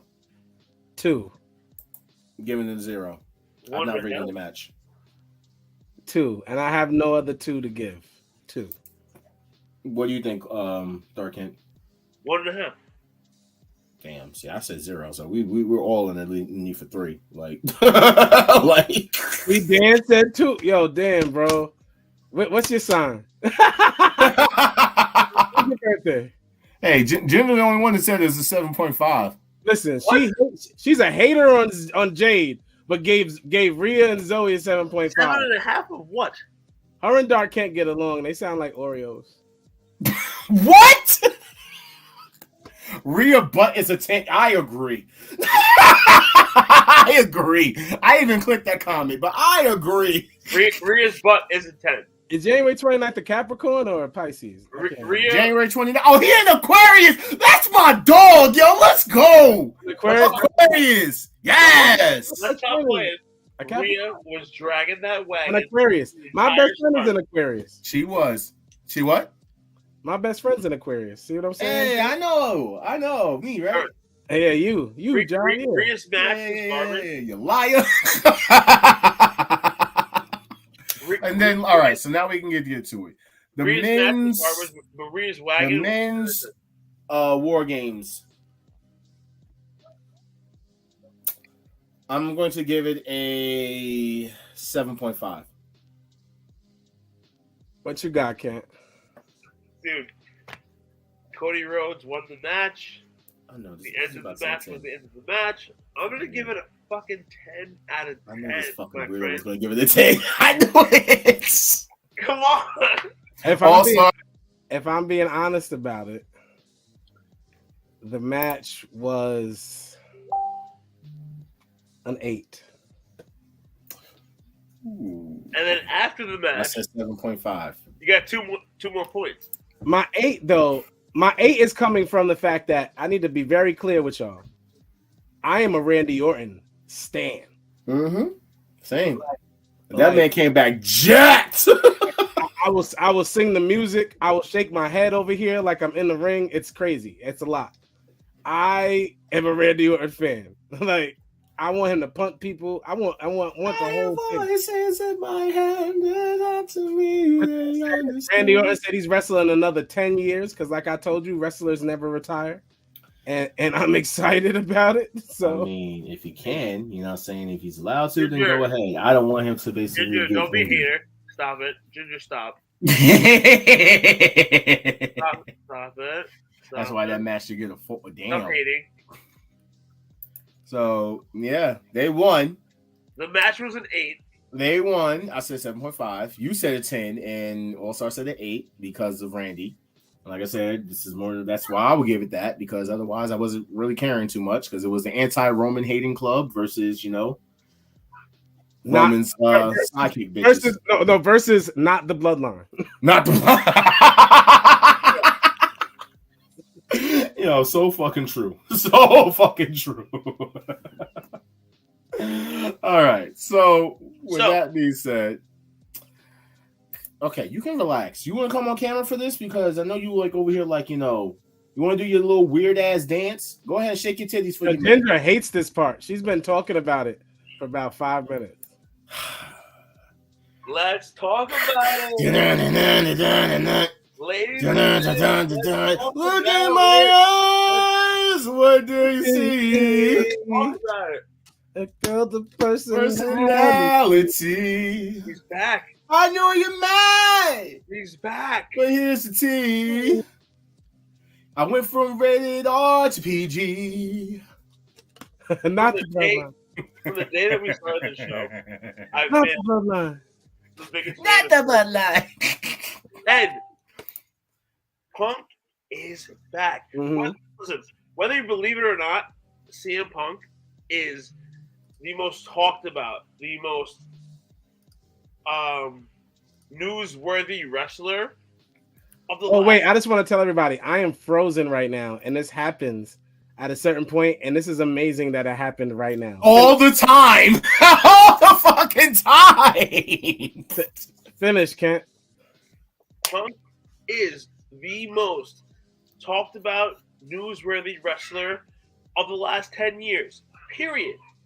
Whether it's AEW, WWE, whatever it is, Punk's the man. And whether you like it or not, you gotta get over it. Punk's that dude. Because people talk about him, right? Dude. Wait, because people talk about him, right? That's what you're saying? You know, people talk about R. Kelly a lot, too. Does that mean R. Kelly's still the man? Wow, nobody talks about him no more. Although I still listen to R. Kelly music. So in that case, I would still watch a CM Punk match. Punk is a moneymaker. He was the AEW champ twice. He's still the AEW champ. Punk's pipe bomb was like "Step in the Name of Love." It'll never die. I hate you. I hate you so much. Yeah, get the fuck off the stage. What I'll say right now, just to leave off on this, CM Punk is going to main event WrestleMania. All the Punk haters, suck it. CM Punk I'm going to destroy this man. WrestleMania. How do you feel about that? I'm going to destroy this man. You don't want to do this to yourself. How do you feel about that? Let me tell you something. So I feel just like how Seth Rollins felt. You know what I'm saying? All I'm saying is this motherfucker better get out of here by the time I get back there, or I'm going to knock him the fuck out. Well, look at Lone Star sitting up there looking like a happy, girl. Right, baby. I'm still frozen. That's crazy. You really Elsa tonight. CM Punk and Cody Rhodes are main eventing WrestleMania. Thank you. End of discussion. I'm glad you think so. You know what I'm saying? So when it doesn't happen, I can definitely hear you be bitching and complaining, all about it. You know what I'm saying? But yes, hell has frozen over and CM bitch is back. All right. So I guess we can talk about it now. You know what I'm saying? I gotta wait for All Star to come back. But yes, Cry Me a River Punk is back in AEW. Psych. He is in WWE. And of course, he's added to the list of When Hell Freezes Over, which include The Warrior with Vince McMahon, Eric Bischoff with Vince McMahon, and Bret Hart with Vince McMahon. And now we can include Oh wait, not Vince McMahon and CM Punk. It's Triple H and CM Punk. You know, great. By the way, you have weirdos like this saying that if CM Punk comes out tonight, I will cut my thingy off. You even have weirdos saying that, if CM Punk came out, then they was going to retire. Looking at you, Ryback. Oh, Ryback? Yeah, stop it. All right, looking at you, Ryback. Clown. Okay, Ryan Reeves. Okay, I thought you were retiring. But now you're saying that he was supposed to return to AEW. You know what I'm saying? You tried to, move your goalposts. But it's okay. You know what I'm saying? You were supposed to retire. Wait. Ryan Reeves. Turnbuckle said that Ava Marie and Hulk Hogan were... Don't. Let's not talk about Turnbuckle because I already destroyed them today. It felt great. And if anybody wants to go read it, go to the Dirt Sheet Radio's page. Shout out to Dirt Sheet Radio. Go to their page.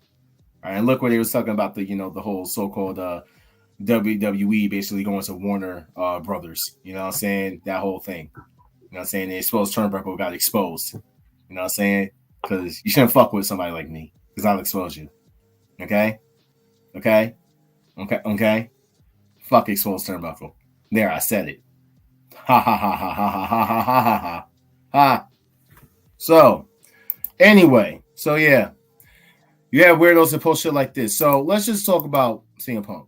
It says exclusively that CM Punk has requested to have an open meeting with the other talent backstage tonight before the start of the WWE Raw, essentially to try to smooth things out with people, especially those who have been openly against his return. The idea, from what I can say, is for Punk to explain that he is a changed man and things will be different as they were.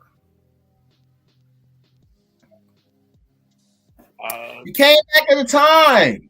I'm not going to bring you on stage. There you are. Hey, you're not frozen. Listen, I All-Star. Let's go. I don't believe it. I think Punk will eventually cause problems. I don't believe. I don't believe. No, he won't. Wait. No, he won't. You want to know why? Not to cut you off, but I knew he was about to say this. I don't believe any news about Punk in the dirt sheets. I don't believe there's a behavioral clause in his contract. I don't believe any of this news. I don't believe anything. You know what I believe? What I know. I believe wrestling. And if I believe wrestling, I believe that CM Punk versus Seth Rollins is going to be a poppin' feud. I believe wrestling. I believe wrestling. So I believe CM Punk and Paul Heyman's interactions, if ever it happens, money. Roman Reigns and CM Punk, money. Cody Rhodes and CM Punk, money. Money! Finn Balor and CM Punk, money. Sports Illustrated reports that there are plans for CM Punk to feud with Roman Reigns in WWE, but it will not be Punk's against Reigns first, as the spot belongs to Seth Rollins. I already told you I don't believe none of this. It's not happening. By the way, wait. Then Sean Rossap said that this on Fightful. He said he talked to Tony Khan the night that CM Punk came back to WWE, and his main concern was losing Shibata for an extended period of time. That's what he cared about. He didn't say anything about anything else. You know what I'm saying? Later, Dan. He also came out and said that apparently for legal reasons he cannot comment on Punk. Anyway, I don't believe any of that. What I'm saying is CM Punk versus Kevin Owens. Fire. Money. How about the rumored Fightful report that apparently WWE sources are saying that there's a possibility for CM Punk versus Stone Cold? No, what are we talking about, bro? Kevin Owens carried Stone Cold in his last appearance. God bless him. Stone Cold does not need to be the next one on the Ric Flair TV show, on the Ric Flair screen. All right. By the way, did you also hear that apparently now, are you ready for this? CM Punk is going to be the headliner for 2K24. No way. Nah, they're not going to do that. That actually, they are. They won't. Nah, I'm joking. He'll be the head. He'll be the one on 25. It's definitely Wyndham for 24. It's going to be Cody. Bro, it's going to be Bray Wyatt. Shut up. No, the story mode is going to be Bray. So, is it safe to say that after Survivor Series, we're back in 2013? With the best versions of most of these gentlemen. Except Punk. It's not exactly, except Punk. Dude, the top faces. Dude, the top baby faces are CM Punk and Cody Rhodes. Like I've said for years now. You think CM Punk is going to be a baby face in a feud with Seth Rollins? Yes. You're out of your mind. CM Punk's going to be a baby face regardless. CM let's Punk. Talk about CM Punk. Let me talk about Raw. And let's talk about the fact that Raw was supposed to be an hour free. So they made sure that everybody tuned in. You know what I'm saying? It was an hour free. The first hour was free, right? Which never really happens because once around 8:57 or so, you go on commercial. So the first hour was free. And you know what we got? Randy Orton coming back, saying Daddy's home to Rhea. And we all wanted him to fucking give her an RKO, but he did not. Randy is on steroids. Here's the problem. Our show is pulling a Raw right now because we're dragging it just to end with. First off, shout out to Ruthless Lala. You know what I'm saying? Glad to have her in the chat. So glad to have you in the chat. Listen, we gonna pull up to Jersey. Because I ain't gonna say I got a horse in this race, but I'm not lying. Randy is on steroids. You gotta chill.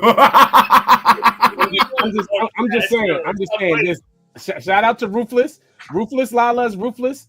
The clothesline is crazy. Oh, we watch. Please understand. But Larry do.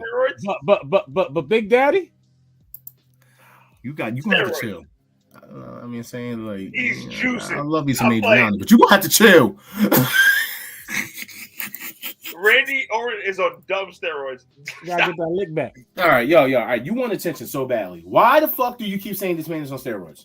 Kent keeps ignoring independent wrestling, which is the foundation of what we do. He should probably start getting into independent wrestling. Exactly. Instead of just showing up to independent wrestling when I invite you to fucking jobber tears, but we'll leave that alone. So that way you would understand the gravity of the feud that is currently taking place between Ruthless Lala and Big Daddy. You heard? So with that said, that's what I was talking about. If we want to talk about Randy again, we can. But we already spoke about Randy. Randy Orton is a legend among legends. He is the legend killer and a legend himself. I can't wait till he loses it again and tries to kill himself.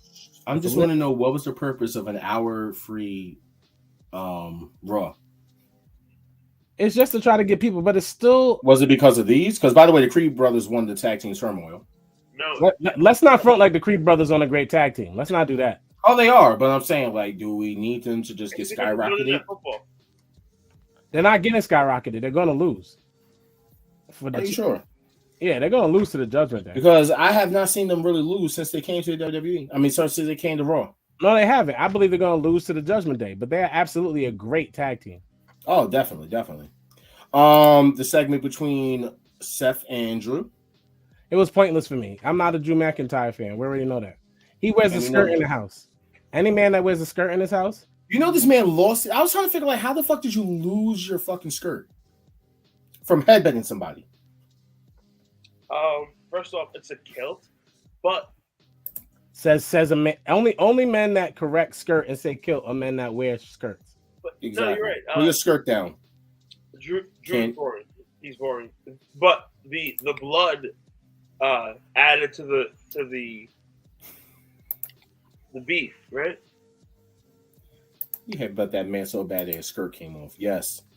I don't know what's going on with that. I mean, I do know that, this man is was facing Dom and he beat Dom's ass. But then, he had said that every member of the bloodline, is going to get this. Nah, this looked convincing, though. He didn't make a face like, I'm going to get him later. It was but he said yeet afterwards. You know what I'm saying? So yeet. He might be safe. You know what I'm saying? We'll never know. Who knows? Dude. Yeet. To me, that set up a beef for later on. I bet you do want to set up some beef for later on, don't you? Randy versus Jay, it's going to be... For when, though? Because Jay versus Jimmy is WrestleMania. Right. So, past that, I guess SummerSlam, but... You want to know what I want to know? So my man's came out. Sorry, your man's came out. The man. And declared himself You're a closet for the 2024. For the 24, and I'm saying Talcum X, as you guys like to call him, or Cody X, you know what I'm saying? The man who ended racism, apparently. We don't say that. The one that they can't fucking dance, to anything because he has a black, wife, but no rhythm. Anyway, this guy, came out and declared himself into the Royal Rumble. And then the fucking weirdest shit happened that we kind of been talking about for the longest on who the fuck is Shinsuke talking to. This is perfect. Listen, it's Cody. I'm so glad Vegeta is about to fight Cody. That is going to be You know what? All right, that's it. I'm bye. Just bye. Like, for those who don't know, when Vegeta dies, he gets stronger. So when Seth killed him on that bed, when he put him through that bed in that match that they had, that last man standing match, and he put him through the bed, bang. Everybody was like, racist. Everybody was like, Vegeta's gone. But then he got up. And then once Vegeta got up, his power had increased. So then what did he do? He took Ricochet's head off with CM Punk's move. So please understand that CM Punk is also in this. CM Punk is on Vegeta's list. You know I popped for the fucking miss, right? You know what? It's almost December, so I really popped for the miss. Let's call it. By the way, no, let's call this because I popped for the miss, but not as much as I popped for this. This was hilarious. Well, not this picture. This is pretty suspect. Yeah, pause this picture. This is pretty suspect. Yeah. But this is the picture that they had. You know what I'm saying? What am I supposed to do after he ate the fucking thing? Extra sus, bro. Which is very sus. And it's still up. But John, what R-Truth said was hilarious. John, what you're posting right now? I'm saying, look, I'm supposed to be, you guys are looking for a fifth number, right? I guess they got to be of the LGBTQABCQPT community. Dude, we're all inclusive here. At the Wolfpack, we're all inclusive. We John's looking for one of those members. We're down with everybody and whatever they believe. You know what? How about this? Fuck what everybody fucking believes in. Shut the fuck up and let's get back to this damn show. You fucking annoying fucks. Because we need to talk about this guy. Okay. This guy here. So he came back. And yeah, this shit was mid. We ain't here to make friends. That shit was mid. First off, he said that as the show was going on. So for fucking, whatchamacall the fucking say that on the fucking Twitter thing, bruh. Here's the thing. He ain't have to say nothing. He could have just walked out there. I don't know why Vince McMahon meme is going around. Vince McMahon's at home. They're not even letting him near wrestling. I've changed, guys. I'm home now, guys. Please cheer me. I'm sorry for calling this the most evil place on earth for 10 years straight. And you guys just accept me back because we're hypocrites as wrestling fans. Oh, my gosh. You sound like Daniel Bryan with the fickle stuff, bro. Nobody cares. They are fickle. This is a dead horse you're beating. You're literally beating a dead horse. Fuck Seabiscuit. You're literally beating a dead horse. Listen, I just want to ask. You can almost say he's become everything he once hated. CM Punk has become the New York Yankees. Stop it. Become one. Can we just use his lines against him? Because no. After that promo, yes.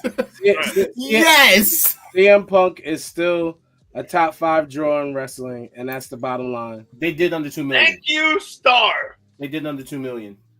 So, bro, I'm not a ratings guy, but I thought they would actually help the ratings go up, but it didn't. As long as football season is happening, Raw will never go over 2 million. So, really, it's still football season. I'm gonna say right now.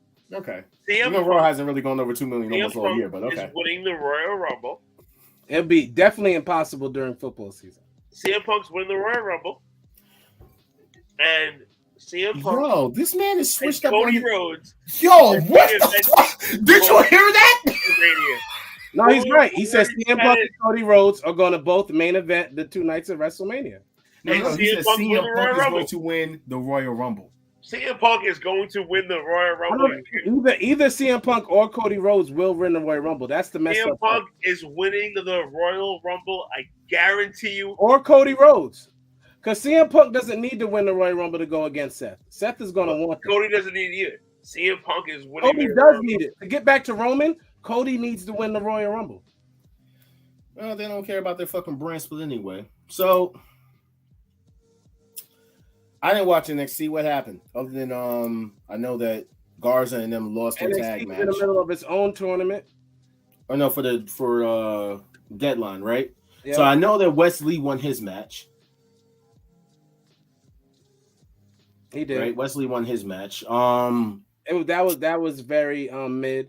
Also, they're still playing the whole did King actually assault Trick or was it really Carmelo?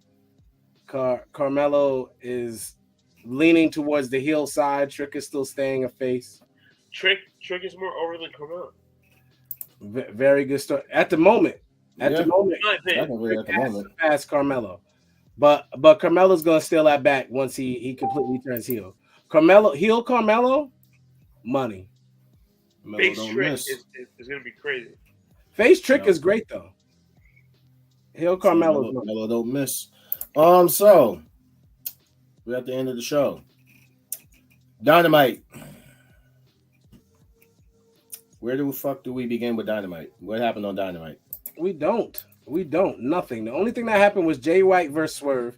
And I'm sorry. Y'all want to keep telling me how hot Swerve is and everything is a banger and this, that, and the third. That match. That guy.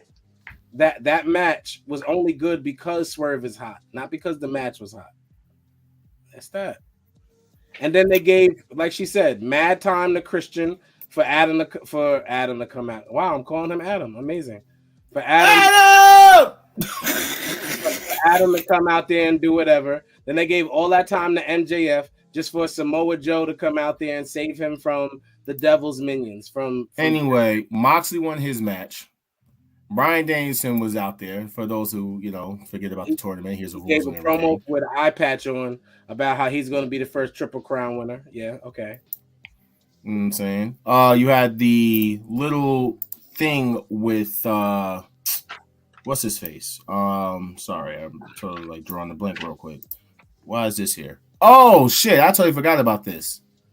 This wasn't even supposed to be here, but apparently Undertaker gave his Mount Rushmore for the 4 smallest guys. And I totally forgot. Yes, we'll talk about this. We'll talk about this next week. How about that? Cool. All right, because I definitely was looking for that picture and I thought I lost it, but we'll talk about it next week. So, as far as Dynamite, we had this segment, and it led to long rambling from Ric Flair. However, we did find out where Sting's last match is going to be held at. Nursing home. The Greensboro Coliseum in North Carolina, you fucking jerk. Where he had his match with Ric Flair in that same arena, commercial free for 45 minutes. What? So there we go. He's going to get that match. Now I'm just hoping they don't say that it's against Ric Flair. You know what I'm saying? But leave that one alone. Next up, we had the next match, which was Roosh and Mark Briscoe, and these guys beat the hell out of each other. They really beat the hell out of each other. We got to stop pretending like Dynamite ain't mid because they have wrestlers you like.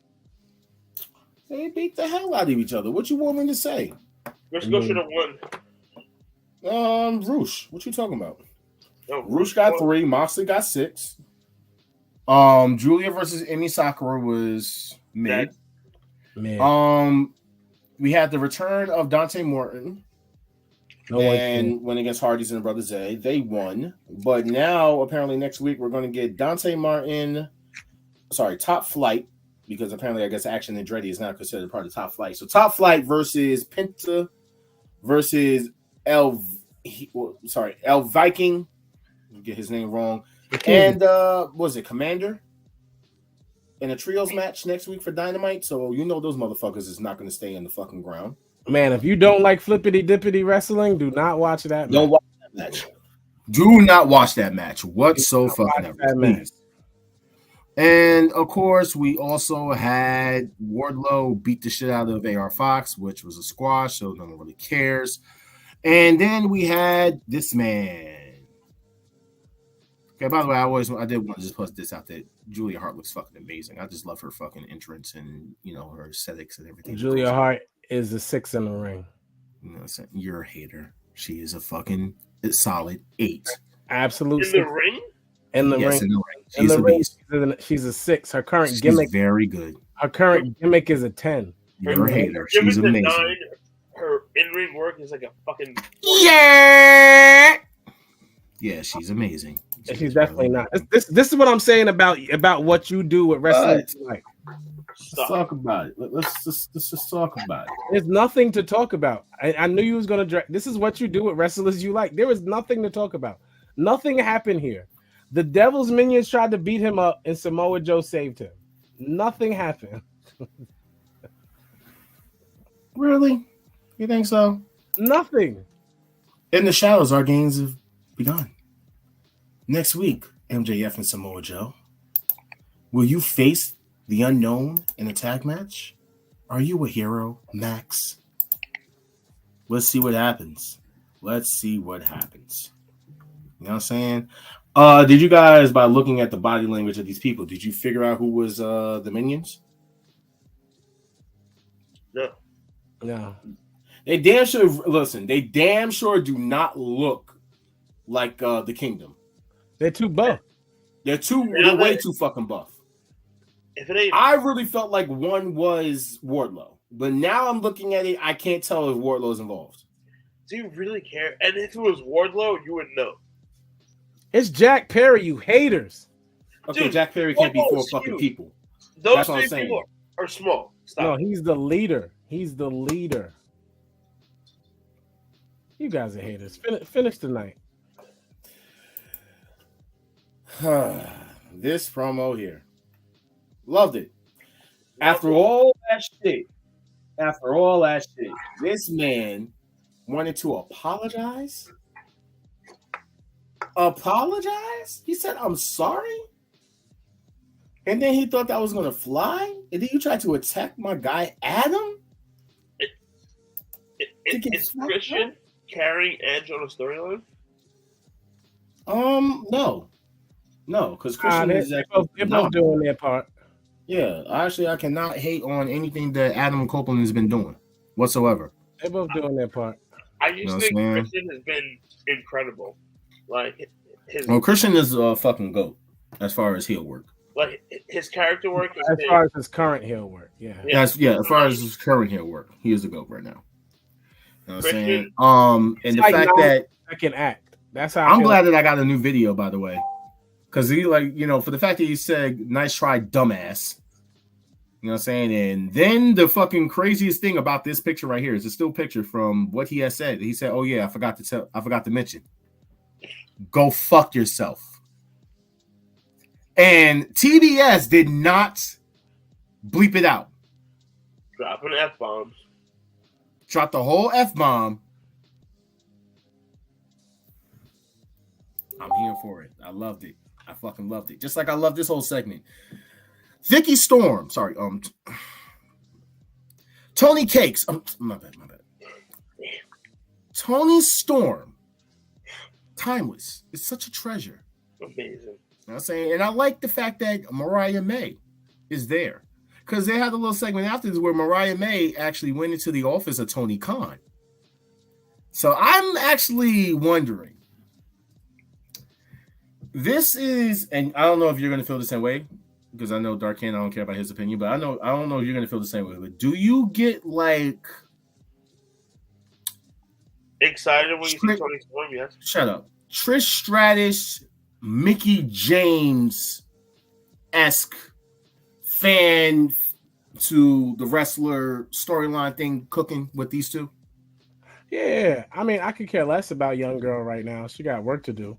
But Tony Storm is carrying this whole division on her back in black and white. Until Mercedes Moné shows up. Tony Storm is a 10 out of 10. Hey, you, my friend, better hope she doesn't go back home. Yeah, well, because Triple H got some nice contracts he been handing. And then, of course, we had, like we were talking about, Swerve versus Jay White. My boy Swerve won, which was, by the way, that match was fucking fire. That match was fire. Didn't I tell y'all he was going to say that? Didn't I tell y'all? You really going to sit there and tell me that match was not fire? Rate it.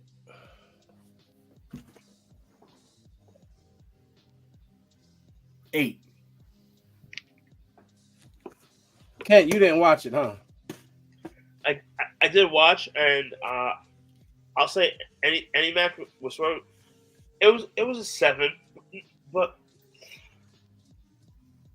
exactly. Now I'll be honest, it was a 6.5 match. It was a 7, like. And first of all, a heel versus heel match is crazy. It's a 6.5. First off, the crowd was cheering for Swerve. You know that, right? Yes, Swerve is the hottest thing in AEW. I'm not taking that away.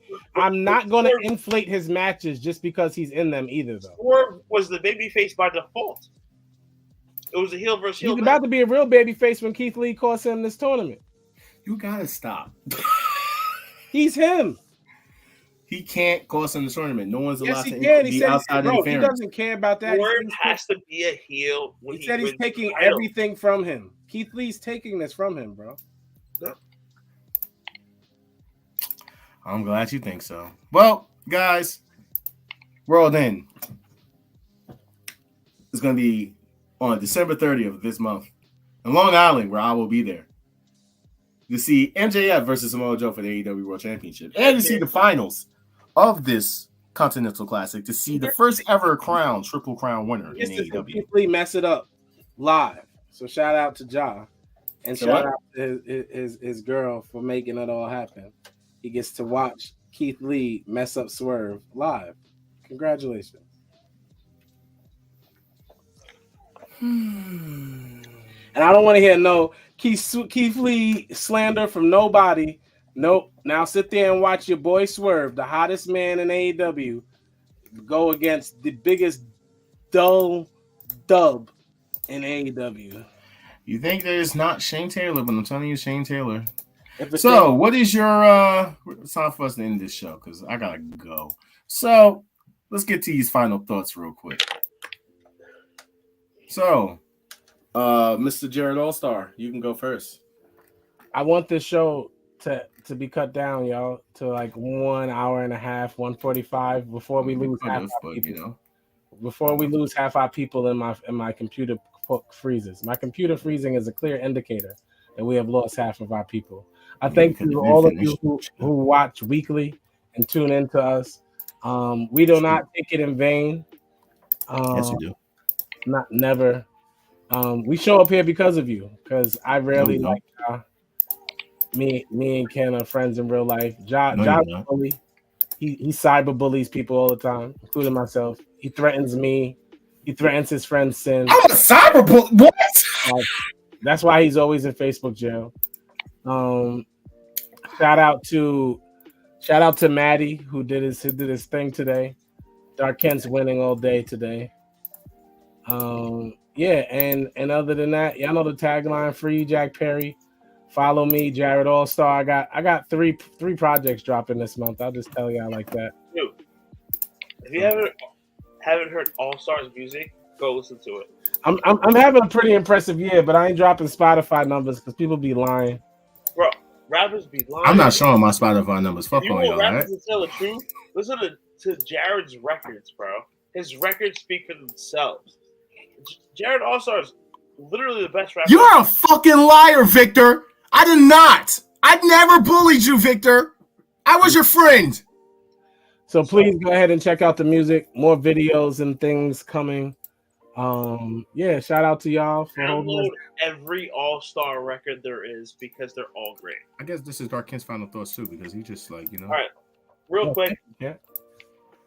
My final thoughts, other than All-Star being the best rapper of all time. Oh my God, glazing. For 87 weeks, I've talked about 2 wrestlers. This man can actually count the weeks of the year. Okay. And 87 the 2 weeks. wrestlers that I always talk about happen to be the top 2 wrestlers in the entire world right now. So what I speak about is not fugazi. It's 100% real. CM Punk, Cody Rhodes, top tier. Guarantee this. Main eventing WrestleMania. So don't come on yourself now. Download All Stars music. Watch wrestling because we got Punk. This is you. We got Rhodes. This is you and CM Punk and Cody Rhodes. Dark All-Star, look. This is Dark Kent and CM Punk and Cody Rhodes. Oh no. I'll take that. Oh no. So my final thoughts.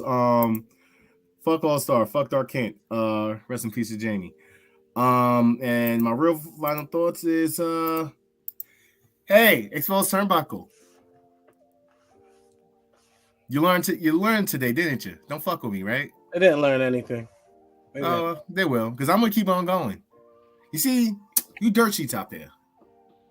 John's gonna get blocked from Exposed to Turnbuckle, so that's totally fine with me. Hey, I've been blocked from the AEW botching people. You know what I'm saying? Dude, on Twitter. Let's get blocked from the people who spread bullshit and keep it real right here.